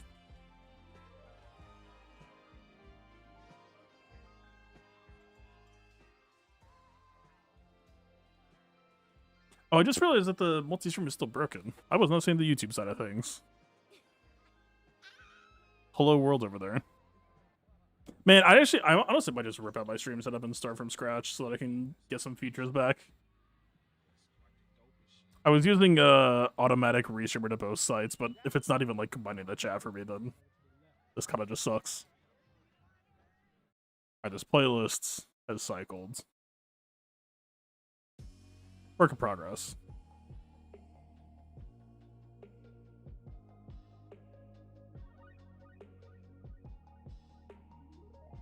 At what point do I just give up on the full clear and just kill these people?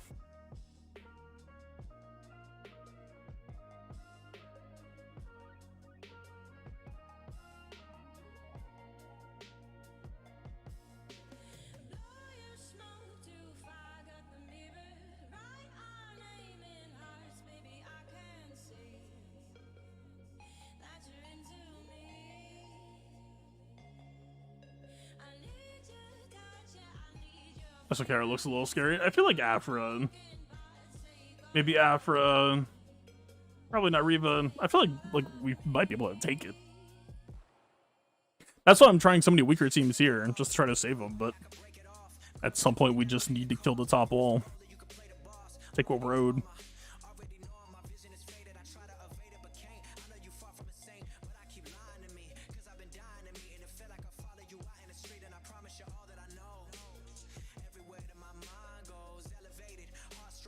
Or I just don't get to play the video game.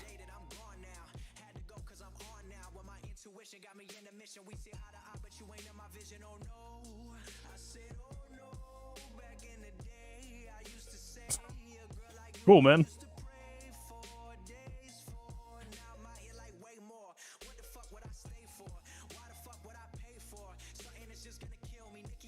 Yeah, probably not.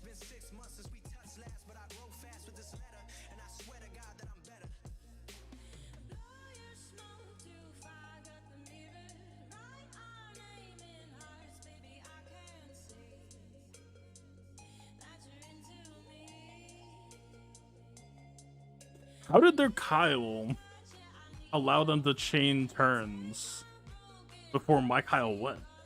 He gets them to speed up, but I'm not remembering anything that would feed the rest of the team turn meter. I was not expecting that.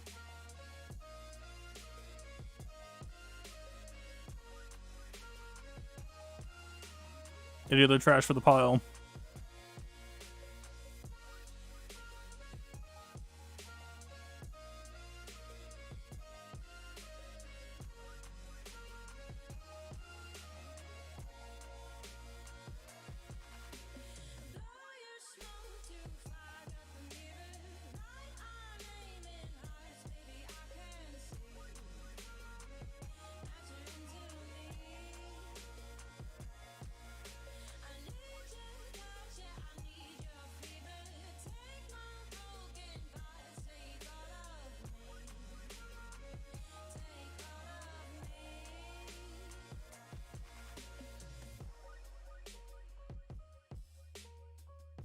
Also, in case I forget, someone remind me.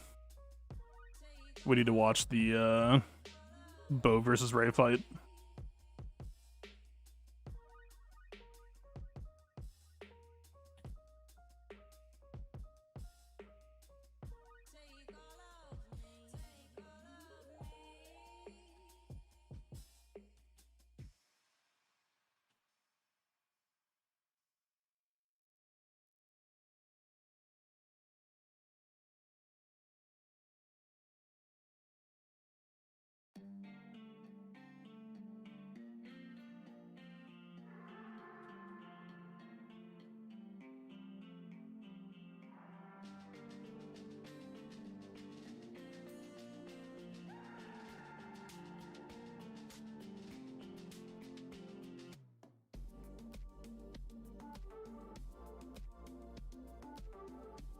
All right.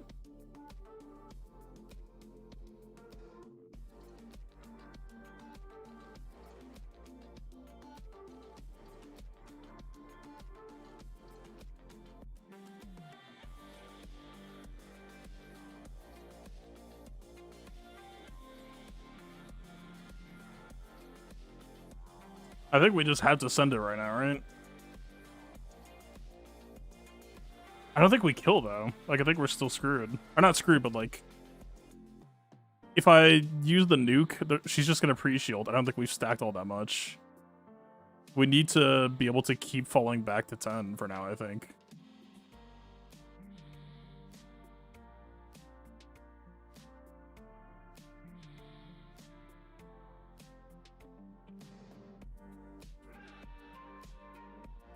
There's the shields. I think we're dead here. See, why did I lose all my stacks there? That I don't understand.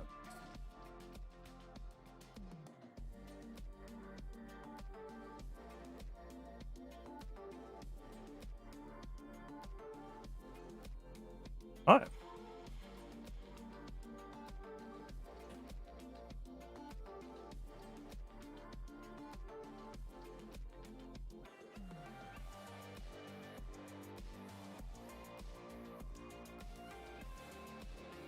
Holy shit. Yeah, it's playing patient for a reason.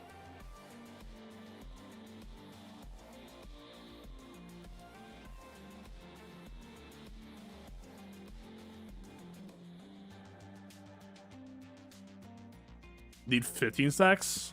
See, I thought it was as long as I was above 10, I would always fall back to 10. I should probably reread that kit at some point, huh?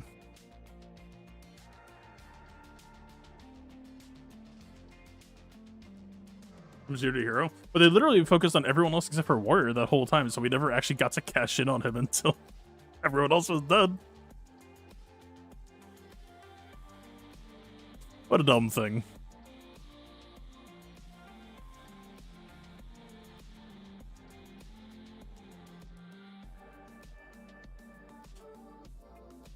Am I?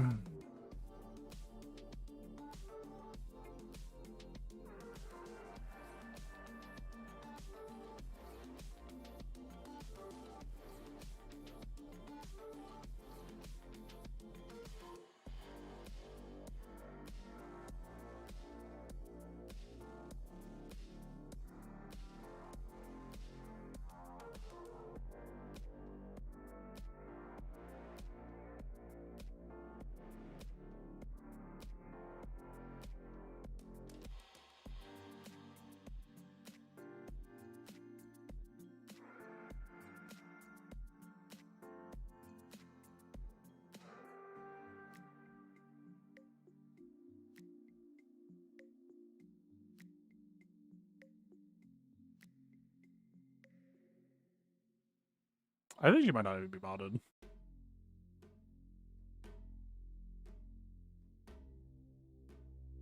$218 is essentially like 238 plus 15% turn meter. Still not awful for this purpose here.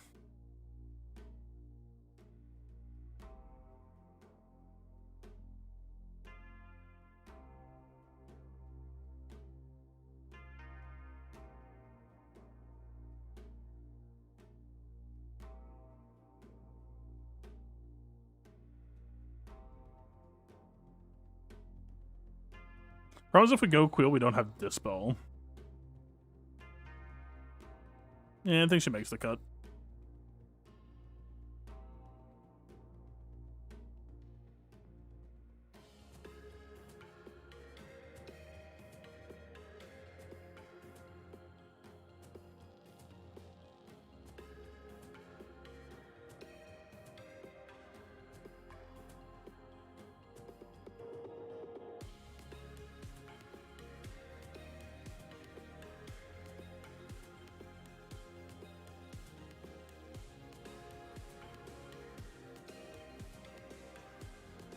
If I just say screw it.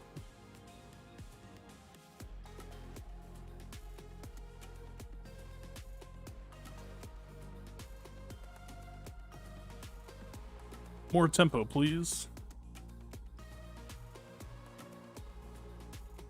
Why'd they just immediately dispel all that?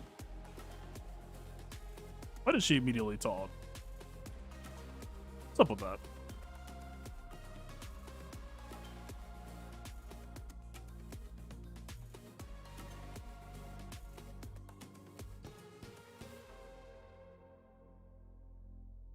The reactivity on Saul's team is always so fucking weird, man. Like, I've read the kit multiple times, and it's like one of the few kits that I still just really can't fucking visualize to save my life. Like, I know they regen to 100% protection the first time something happens. I know that they, like, supports get turn meter when a buff gets dispelled, I believe, or expires.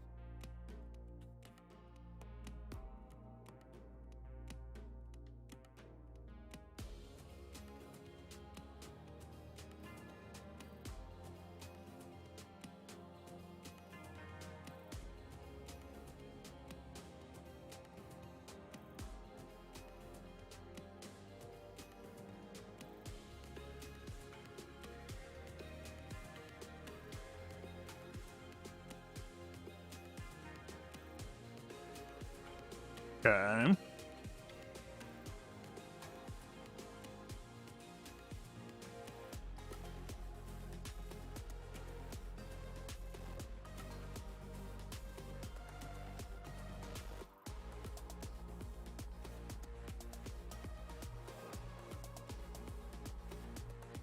I'm grateful Hondo did not die to that.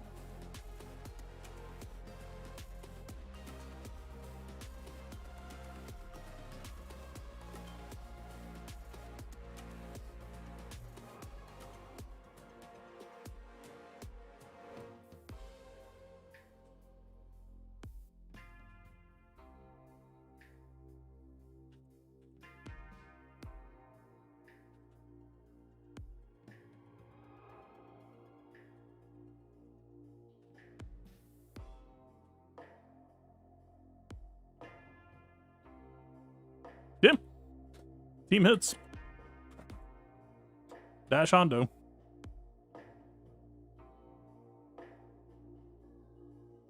The double assist call just to get a fuck ton of Terminator at the start of the fight was actually really, really cool, by the way. But the hero wasn't even modded. Keep them in mind. I don't know. That's not nothing right there.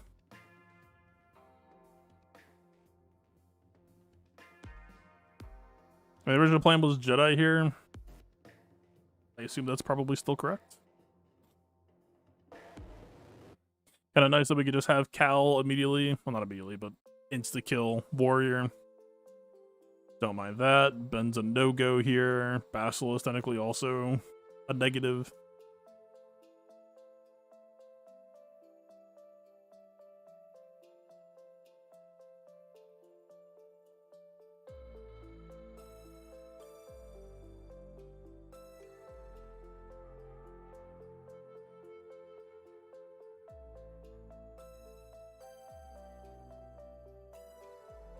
I mean, if they're not getting the fat Rebel Cron, who even would?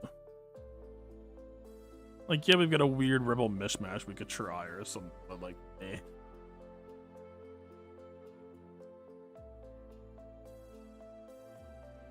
Do we want 2 Rebel squads? Or 2 Jedi squads? That's probably too greedy here, right? That's so fucking greedy here. Let's not.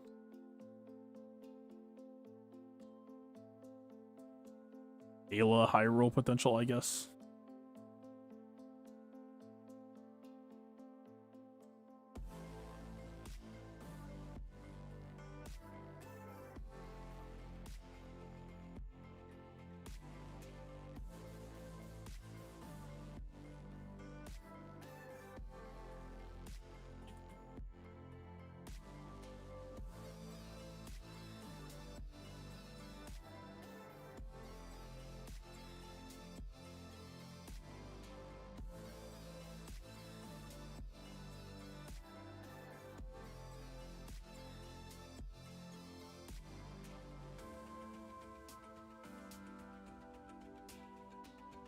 Definitely a bit overkill here, but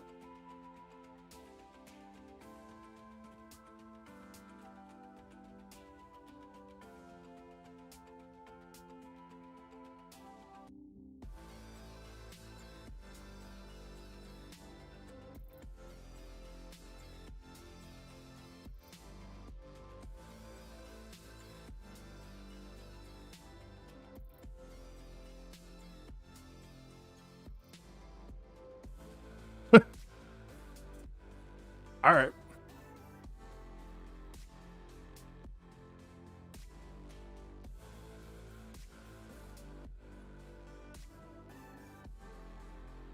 Any action? Nah. I assume they're tapped out.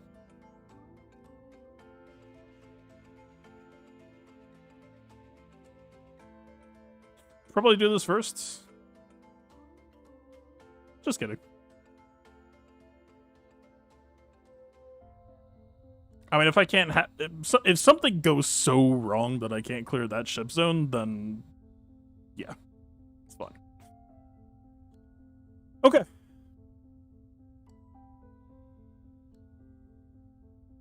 Afra against this SLK? Question mark.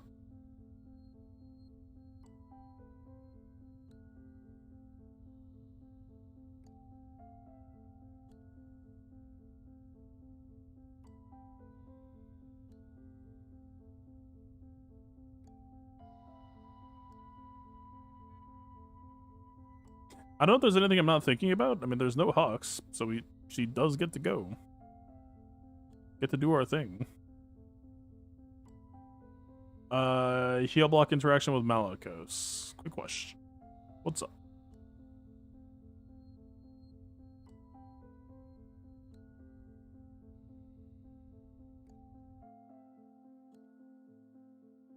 I should just like pull this up on .gg and Control F.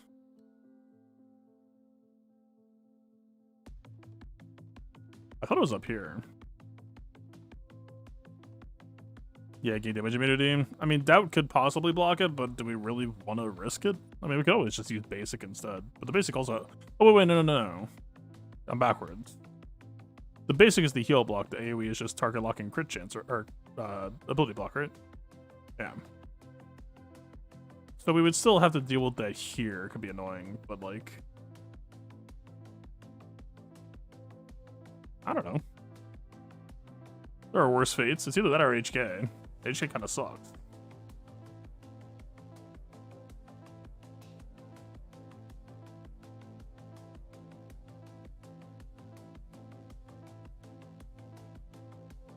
Yeah, sure.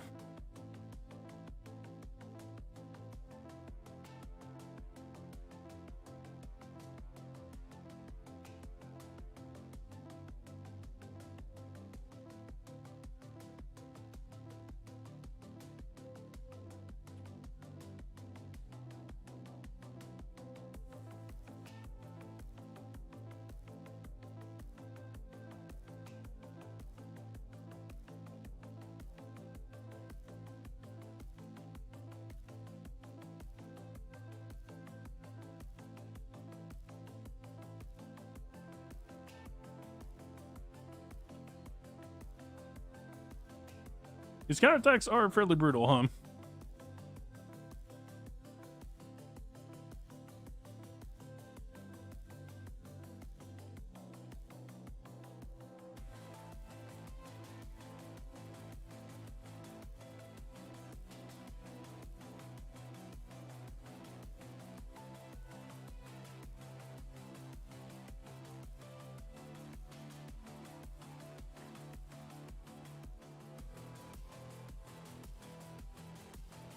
Alright, IPD, would you fucking finally... Please... free me from this thought? Hello? Thank God.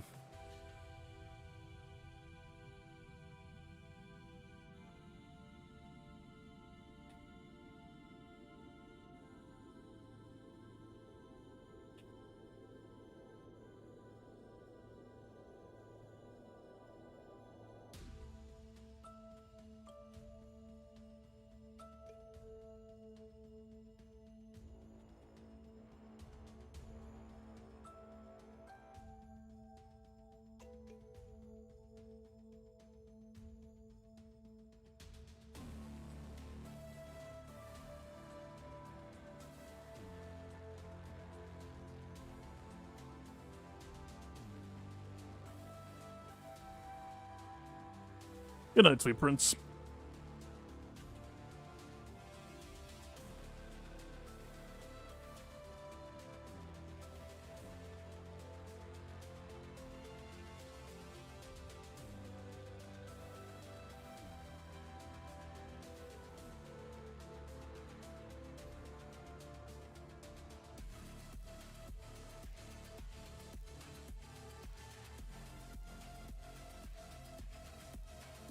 Not sure how this will play.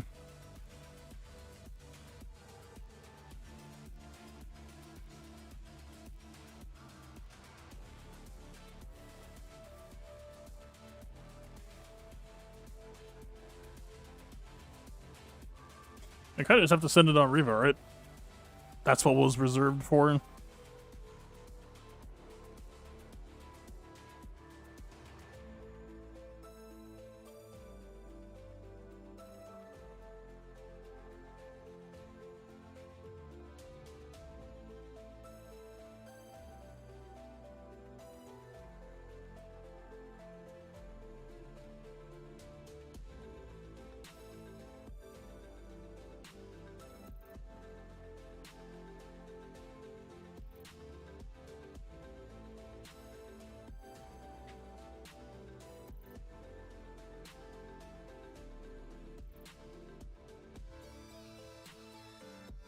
A Conquest Roche guide would help a lot of people. I'm not really trying to promote that behavior, to be honest.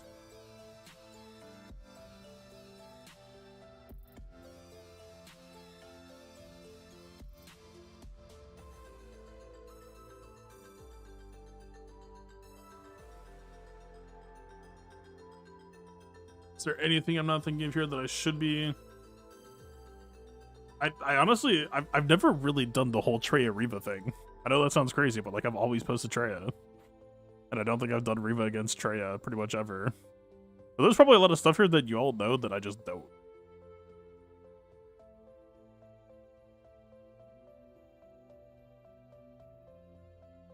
I guess I'll find out.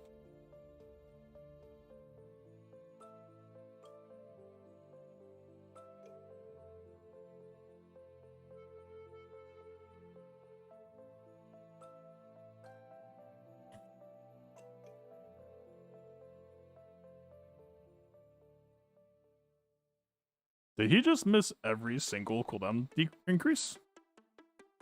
The fuck?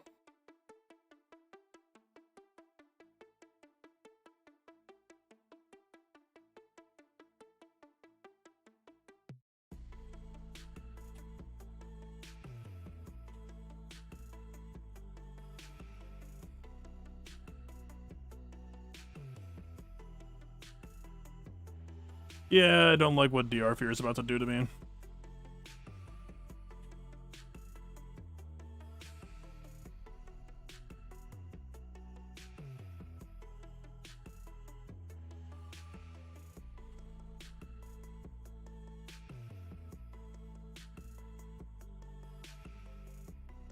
That helps.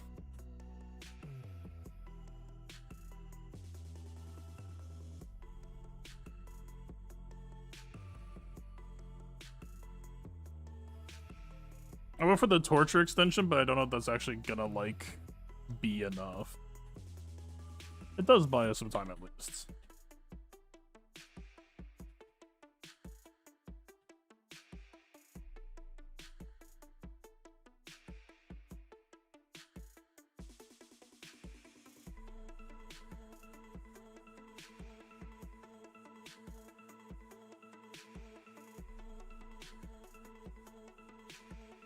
The fuck?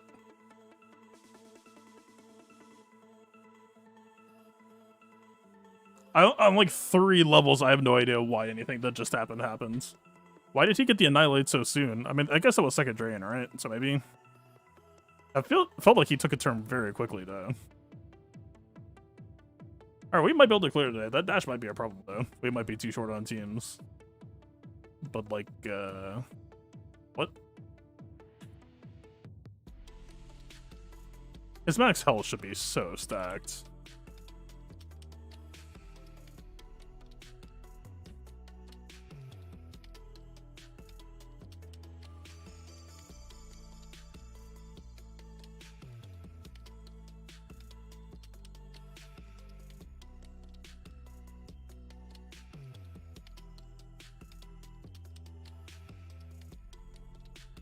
Like, it's good that we can rack percent health on him at least, but...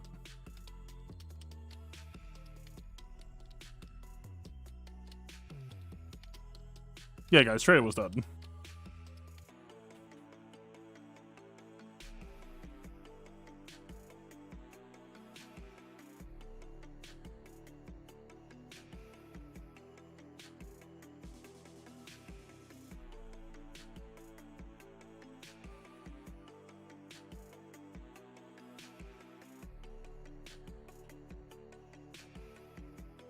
What a weird fight, top to bottom.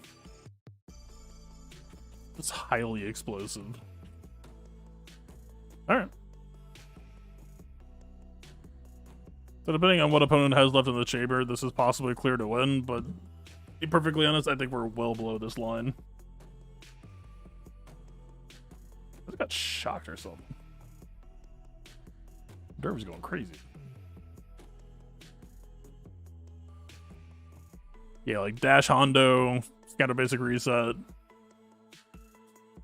Very, very, very unlikely, I would imagine.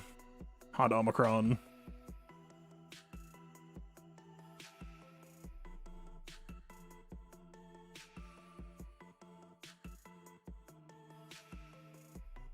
Gas goes down.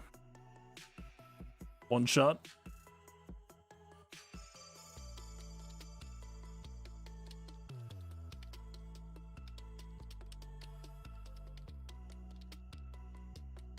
Yeah, swinging. I might still have stuff left in the chamber. We'll see.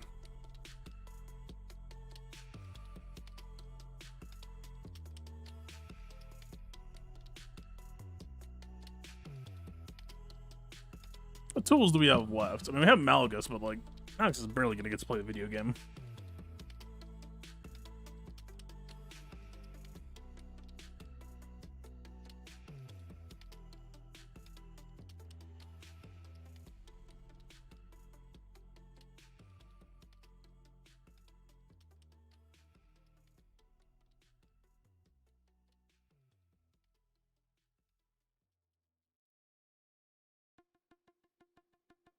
No Stormtrooper Han either. And I'm pretty sure no Rebel Diarchron.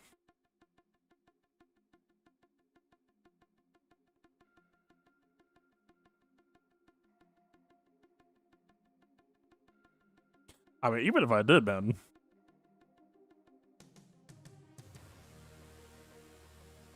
There's just no characters left.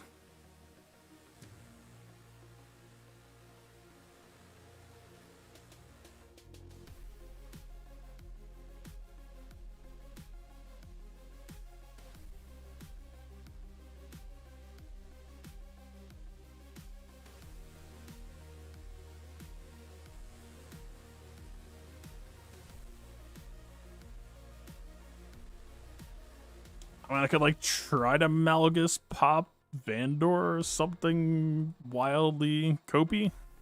Like, not gonna happen.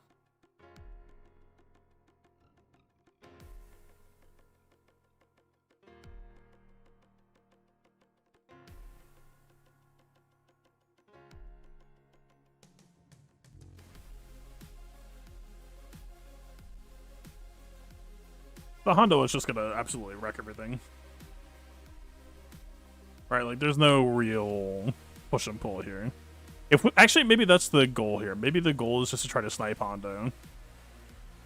But by the time that Malgus has access to him, he'll already be 10 stack. I don't know, man. I'll push buttons, but like handcuff, Hondo second turn, Hondo reset, Hondo reaches 10 stack, Hondo second handcuff. Rest of the team starts dying.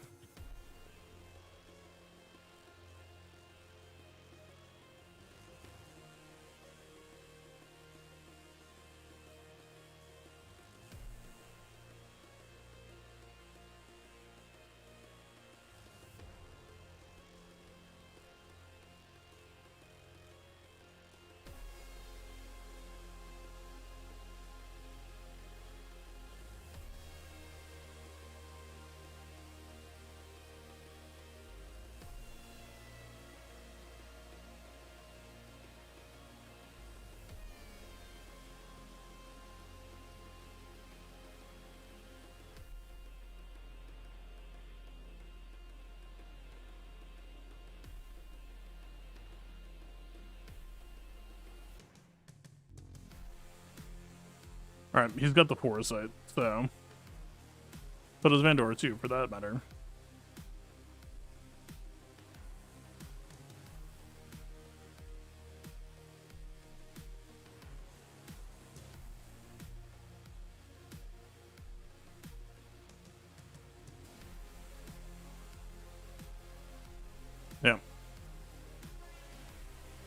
It's just not really realistic.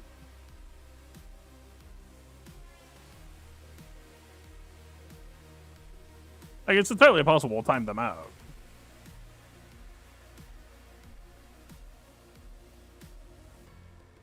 But Honda should pretty much always have foresight on them. We're never really going to get an actual swing.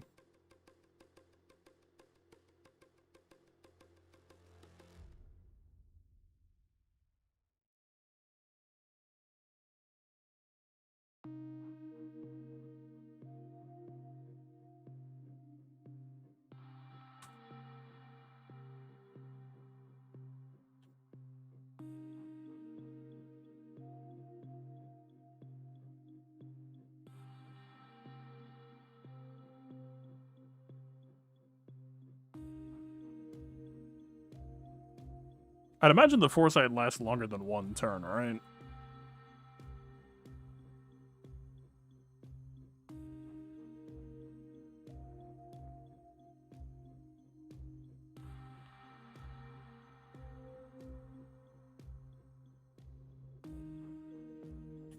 Take that. Yeah.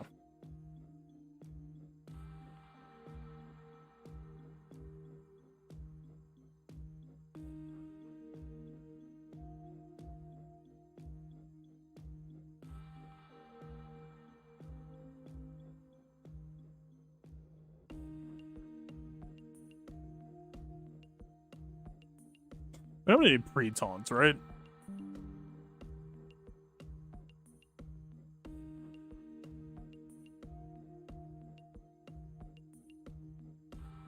Technically, yes. Oh, we could force the Honda retreat, maybe?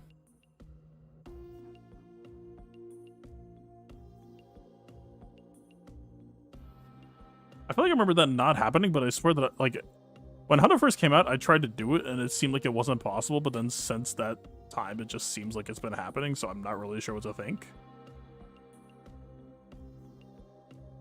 If anything, cooldown pull before that, whatever last name I just used was probably, like, Hondo pull attempts. That's gonna be hard to line up with this, though.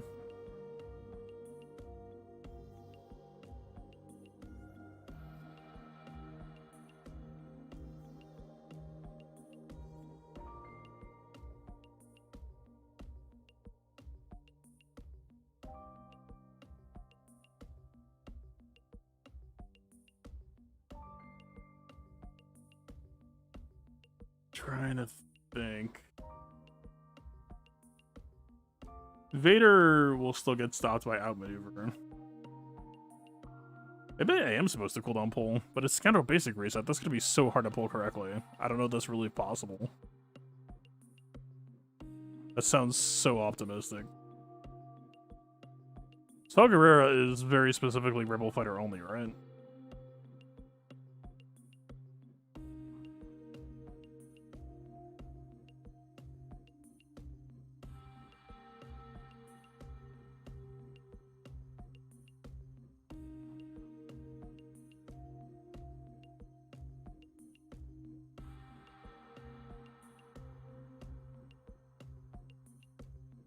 Speaking of optimistic.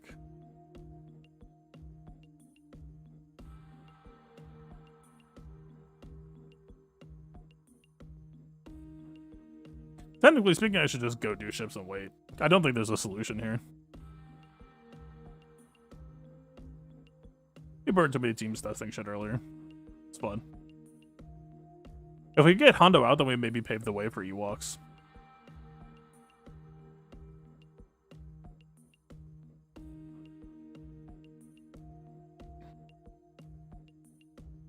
No C-3PO is going to make it so hard to burn through Vandor with this squad.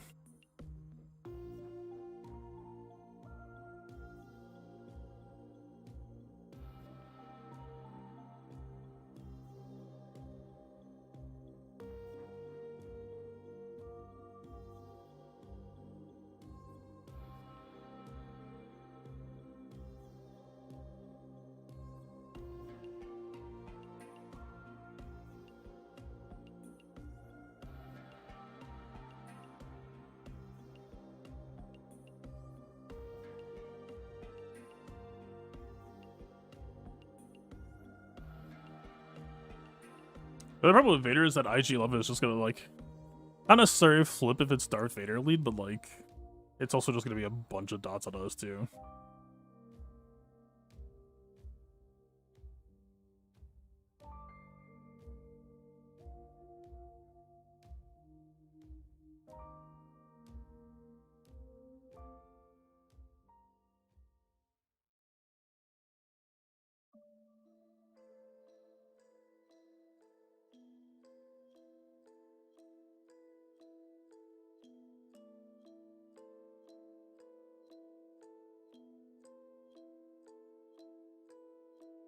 What could possibly go wrong?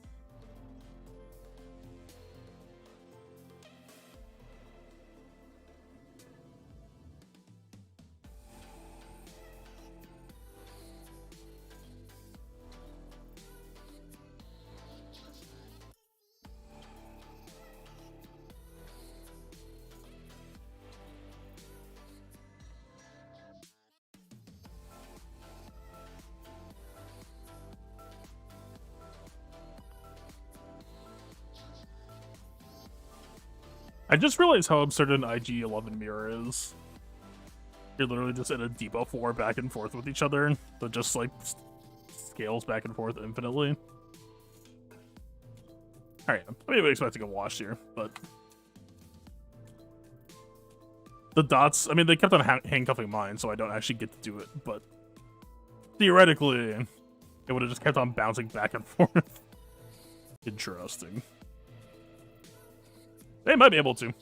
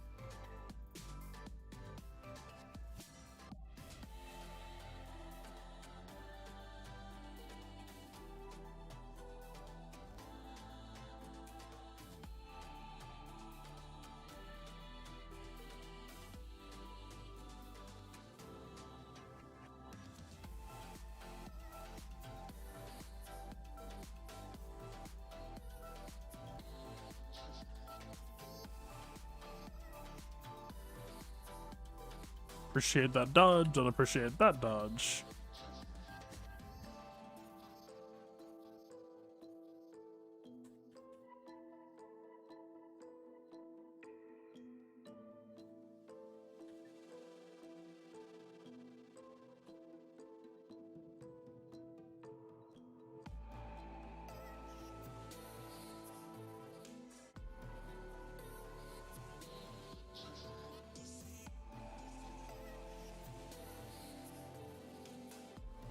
That's the real one. Let's just one-shot it.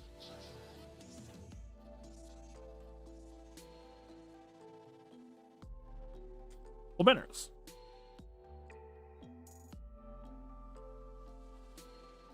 If that was Seer, then he should win. If that was Cal, then that's expected. Alright, they win. Too much science for one day.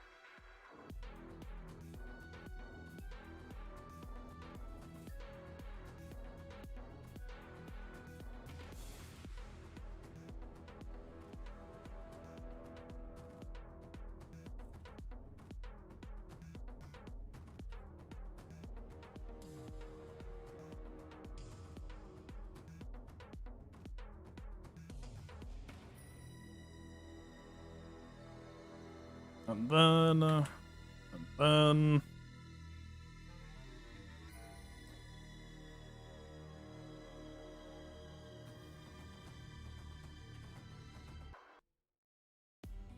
I just want to heal on Hound's Tooth right now, honestly.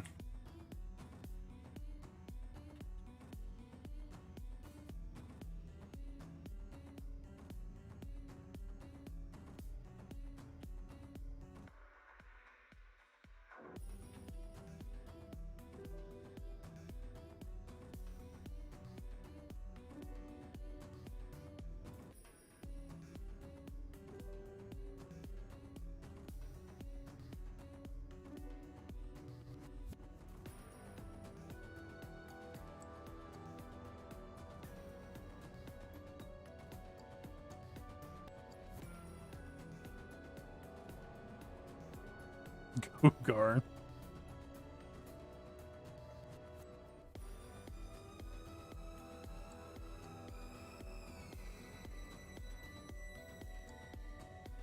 Alright. I assume this is just an easy auto. Is there any reason why I should be concerned? Is this just gonna be like a weird defender reverse sweep? Shut up. Stop talking. Okay.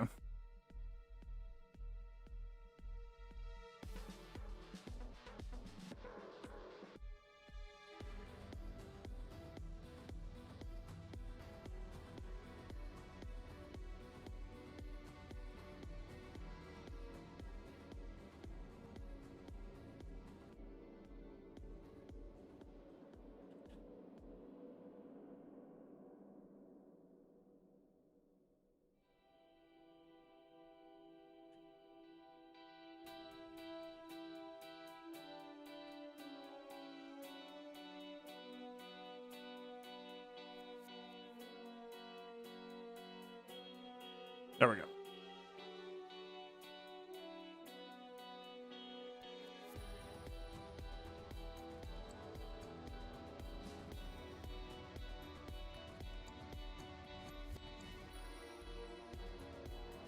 I can actually find... There we go.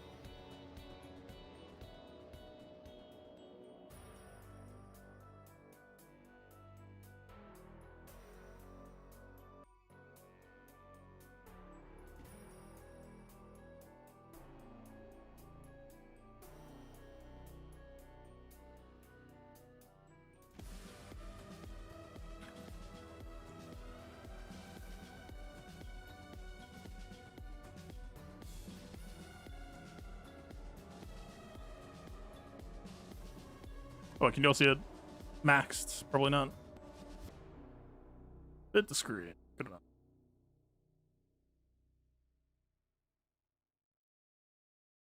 This is just gonna be JTR mind tricks into Whirlwinds. Yeah. And because this team has massive problems, that alone is enough to just be like, whoa. My tank got dispelled once. Pack it up, go home. That's so disappointing, man. I don't know if there's anything else to review. It's just like, you literally can't count on your tank to save you. Malt Lead does not have this problem. We tested Malt Lead with Paz back when Paz came out. Malt Lead does not have this problem. Paz eats every single Whirlwind comfortably.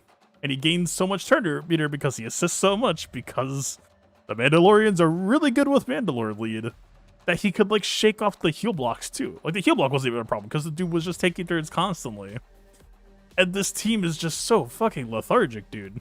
This days, and I'm all lead. This days, the moment it gets applied, gone. Back immediately. It's like, ugh. The only reason I'm harping on this so much is because I think Bo-Katan Mandalore, either it's just going to be she's a seasonal thing, they're going to give her a crazy crown and she'll be good for 4 months. But otherwise, like, this team legitimately could use some help. Like, it's just wildly dated in some really sad ways because other parts of this team are pretty damn cool. Like, I don't know, man. Is it just like try not to feed them Whirlwind early? Just like, oh boy, I'll build Ancestral.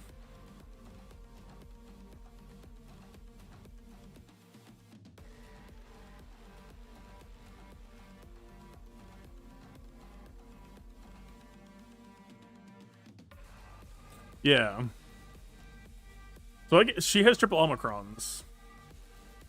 And the reason why I was hopeful for them is because we double our ancestral count and we give Bam the immediate stack. So when we were testing in Arena, what was the thing that we struggled with the most?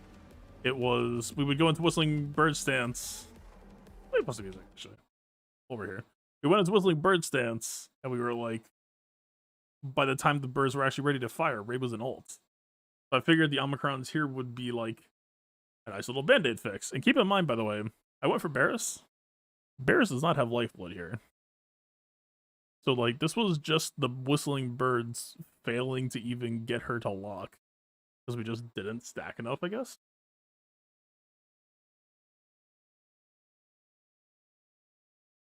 I don't know, man. Like, I really doubt that the math is there that, like, R9 Bow could tank a Whirlwind or anything either. It's just...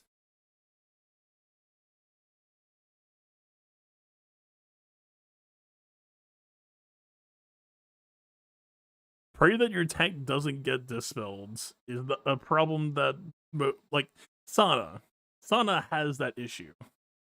Sana is not a good or modern team by any respect. And, like, that's not to say this team doesn't have a little bit more than Sana does, but it's not by much.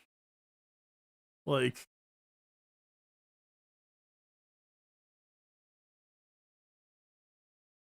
legitimately, I'm pretty sure the correct play here is I need to bench either Bo-Katan or IG-11. I just need to run Watt. Like, that's the situation that we're in, is unless I draft Watt, this is one of the only teams in modern Galaxy Heroes that actually needs Watt to do their damn jobs. Reba doesn't have this problem. Savage doesn't have this problem. Like,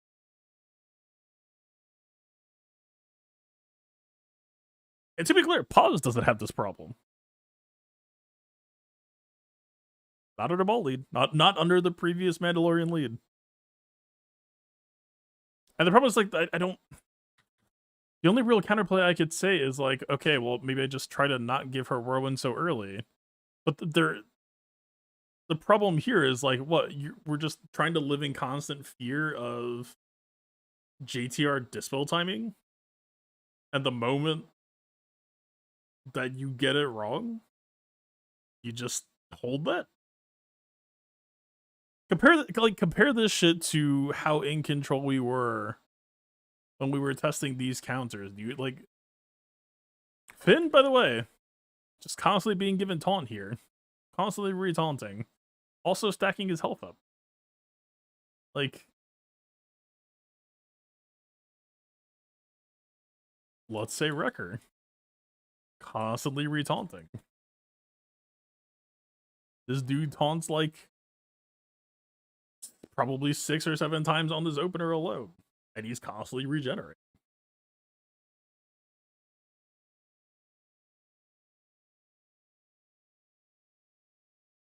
So what went wrong here? I don't entirely remember. We survived the ult just fine, right? They're all in lock. Like record died to a double whirlwind somewhere. So L3 somehow healed to full. We ate the first whirlwind. It's fine.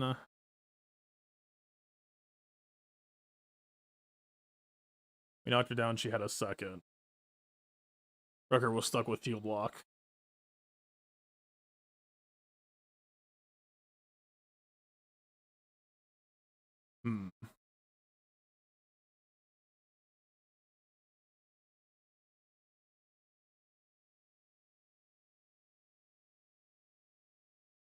I mean, double whirlwind was always the problem. I don't know if there's ever a viable line where we just give him a good cron and make him very good and just say, like, yeah, it's double whirlwind time. Because the problem was, like, especially in GSC with the double heal block. Or, like, with Ben Solo, it's what, like, 4 turns, too. Anyway, how'd the opener look? I know it was a little bit longer to get to the mastery than or the inspired than I would have liked, so she gained some mastery, but, like, we tanked the ult just fine.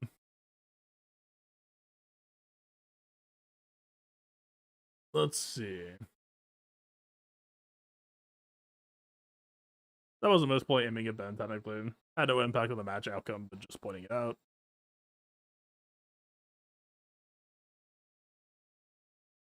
I used to use a different opener when this was against Rey Double Bros, but they're a little bit tankier that I'm not sure that the difference in opener can really matter here.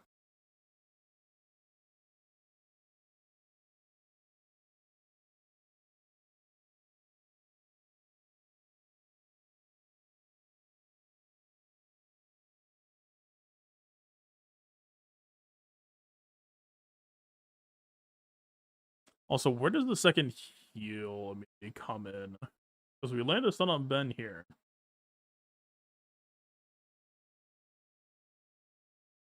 Would this have been fine if I just controlled Ben? We had a cooldown increase right there. Let's see. Also had an opportunity to push back Ben's turn meter here. Boom. So this was playable. All we had to do is stop this, and this record's not dying. Right? The whole thing that doomed us is the heal block plus the first whirlwind plus the second whirlwind. Without that heal block, if I just properly manage him, we win this.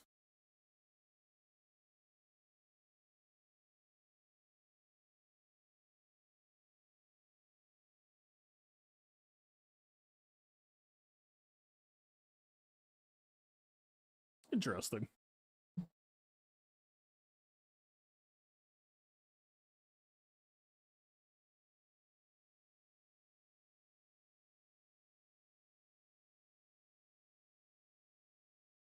Yeah, in GAC it's definitely a harder fight. It's definitely more demanding. I forget what went wrong here.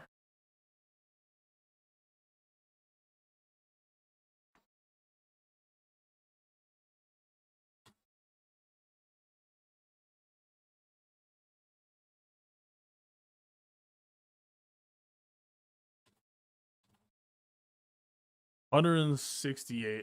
Yeah, Rose Omicron is just giving too much mastery, I think. It's such a shame. This is 100% playable without it.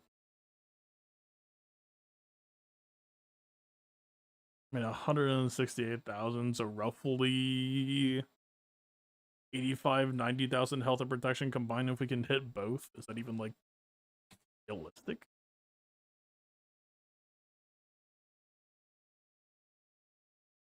There's also...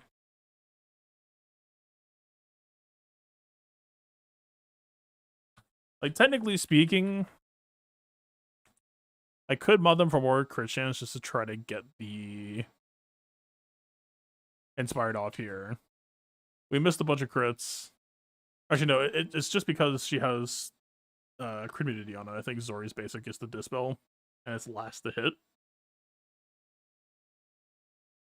But yeah, like this AoE here, for example, like I did because we needed to push our Terminator train, but we got the inspired off after we already gained more Terminator and gave her more mastery.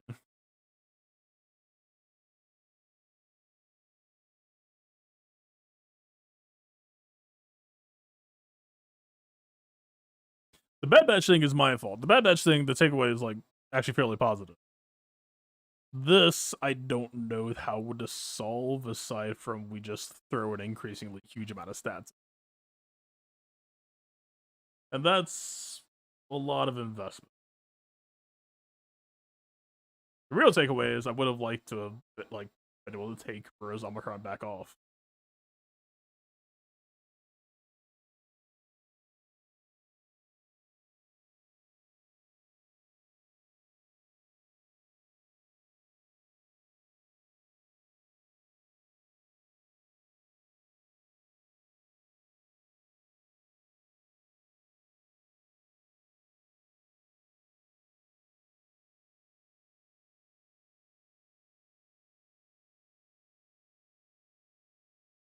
Trying to think.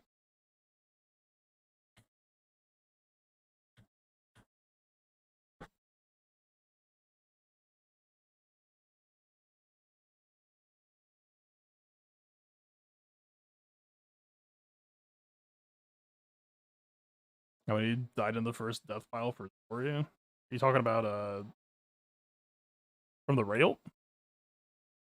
It was Rose and it was Poe, I believe.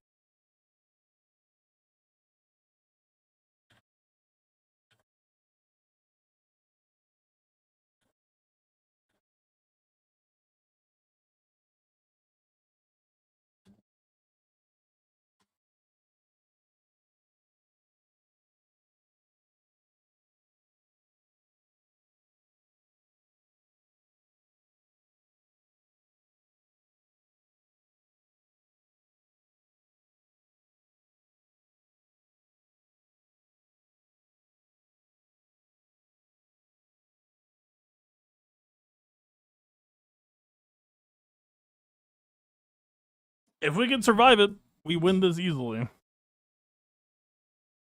It truly is just how much Terminator can we avoid gaining before we get inspired off of her. That is truly entirely what it comes down to. A little bit unfortunate.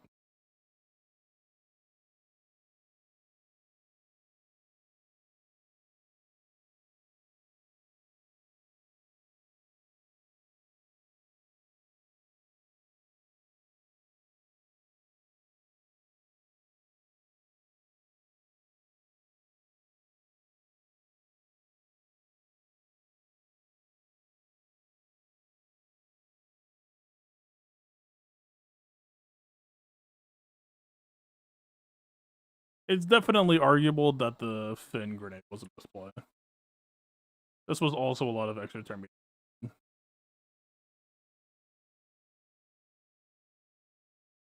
I mean, Gideon already established that it's 1 proc instead of 5 procs, but it's still, I mean, it's what?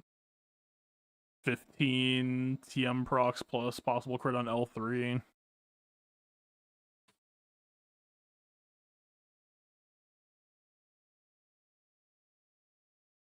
Yeah, I think I need to bump this team's crit chance up as well. It would be nice. I don't know if that's true. I don't know, but like, right, if Zori's hit is the last hit on the mass, then it's its own issue at that point.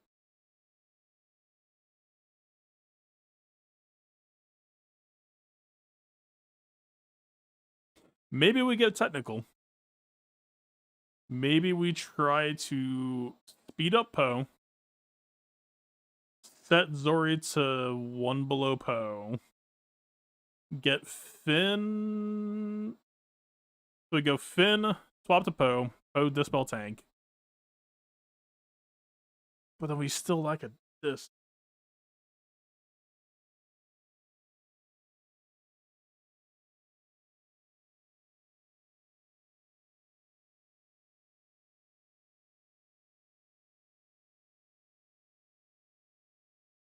Actually, what if I'm overthinking this? What if it's Finn swap to Poe, Poe Dispel tank, Zori basic, her Omicron will have left exposes on everyone. I mean, we're still kind of loosely the same amount of turn meter gain, though.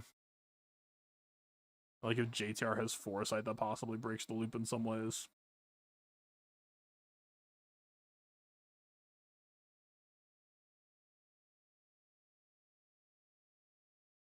That's pretty much what this is going to boil down to, is how effectively can we solve the puzzle for getting her inspired off without feeding her too much shit. Or if we accept that we're going to have to feed her shit, then this team is going to take more invest to be able to try to cover against the most Rey ult damage possible.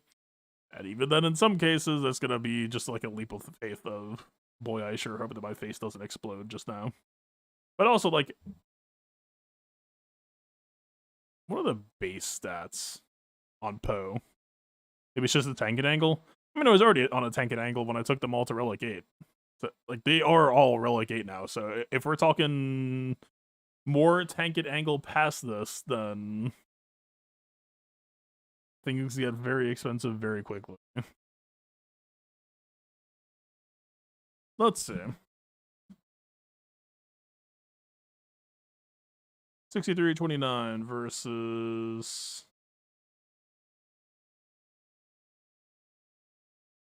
65.29. And yeah.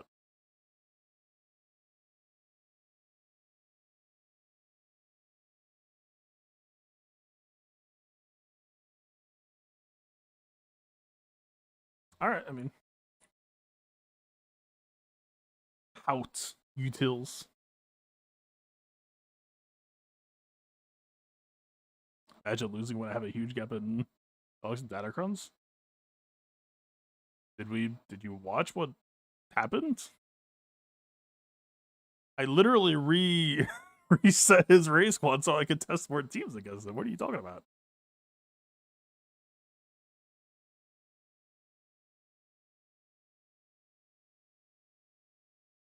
I wanted to test shit. I tested shit.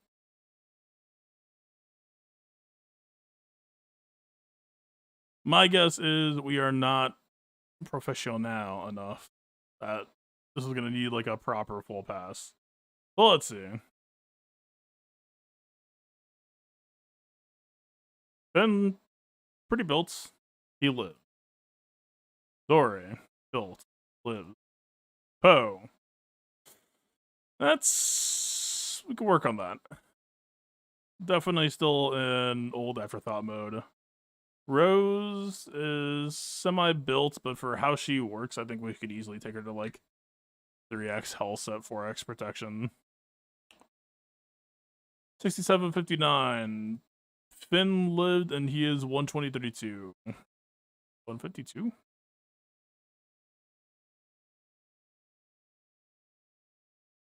Yeah, she's a little bit lower. Alright. I haven't given up on it yet, but good God. Is Rose Omicron like the fundamentals are there, right? Mechanically speaking, like I've got the formula down at this point that like I know, you know, putting characters in lock, letting them out, juggling Rey. I actually feel fairly comfortable with this. I do think that this counter is going to be much easier if they post Barris or Cal. The bright side of that is if we can get this on lock. Oh fuck! The thing I was gonna say going into today is, because Zori likes Barris and Cal, and because Bokatan kind of does not, I was gonna say they could be nice foils for each other, where you just shift based on what team the enemy uses, and then Bokatan ate a Whirlwind to the face. So, good God, don't know what to think now.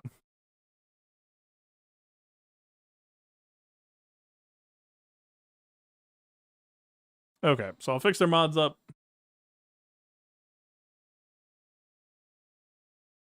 I like that. Right, I was even comfortable enough with this that it's like, okay, they just placed a 4-turn heal block on Zori, and Rey's going into ult. Like, it's fine. Just keep cycling.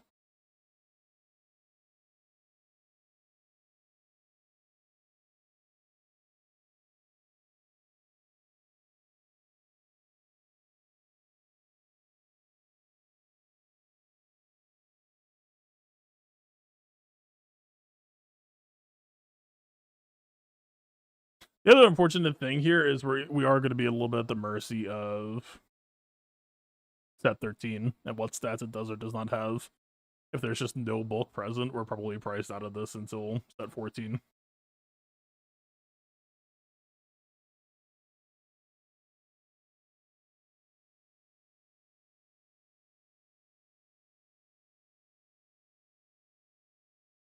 Yeah, overall it works.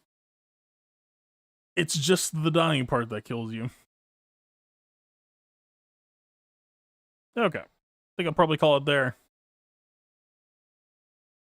We're learning. We're improving. Okay. So this, more of a stat setup issue. This, misplay issue. I just let Ben pop off a turn when we were... Like, we had like 3 unique opportunities to stop Ben. I guess I didn't really... Like, what else did Ben do?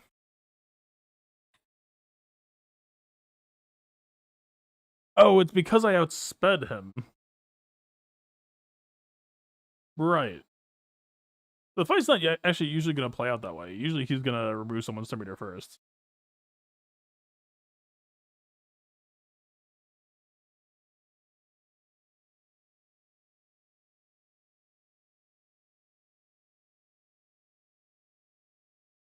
No more Conquest. I have a plan for if I were to stream Conquest, how I would do it. But I do have some errands I need to run.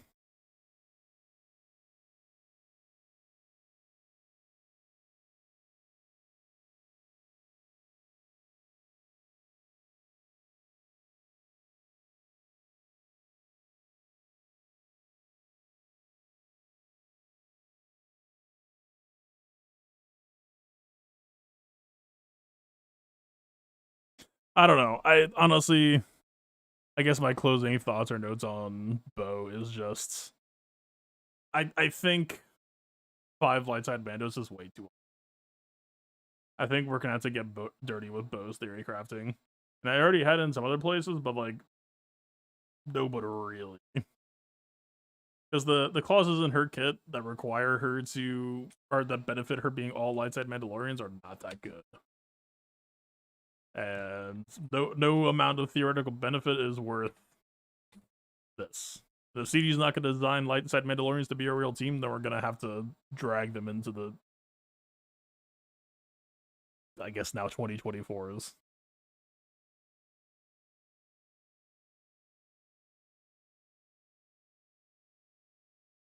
Was it that drives me from just using her on LV and JMK? Cooldown increase, fracture, various and assorted other concerns if they, depending on what they splash in the Lord Vader team comp.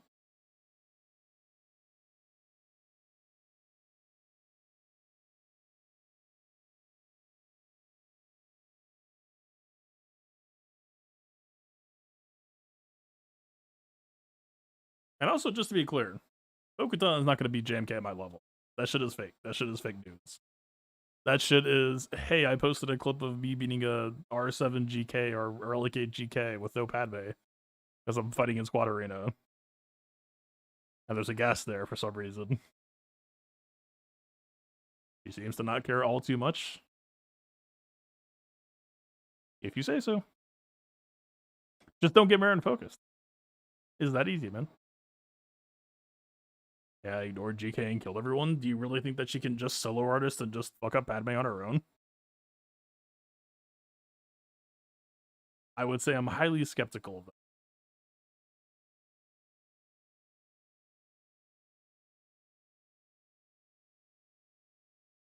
Like, yeah, I know that she didn't have the taunt ignore when we were testing, but like, be honest with yourself. Padme is going to be healing herself constantly, so unless you could ignore a taunt and one-shot Padme,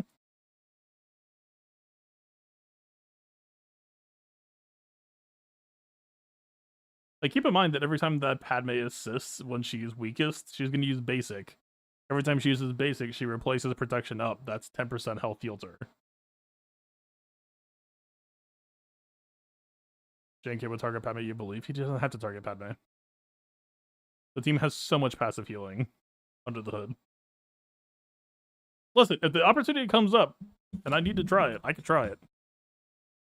But the more I thought about that team's matchup dynamics, Bo, the idea that Bo would just get to take multiple turns to whittle down a Padme without a JMK team ever healing her, no Ahsoka heal, no Padme heal, no JMK heal, no assist heal, it just is not real. It's so not practical. It's wishful thinking. I wish it could work. If there was like a locked heal block or something, then sure. But otherwise, I just don't see it. If Bam's whistling birds could pop her, then maybe, but it's not gonna. Maybe if he lasts long enough. We'll see on that front. But anyway, good lessons. Be back next time. Yeah. Peace out. Why is the outro muted?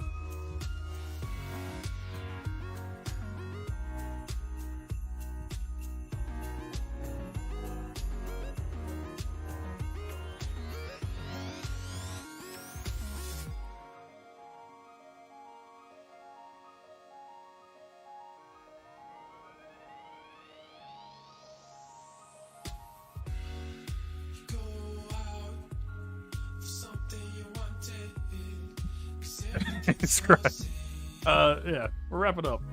Thank you for the raid, though. Hope you all did well. Are doing well.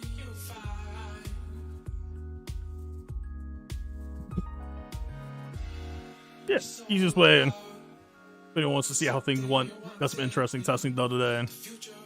Best way to watch it probably over the YouTube or the VOD here. But until I can fix my stream setup, there's going to be muted sections of the VOD probably.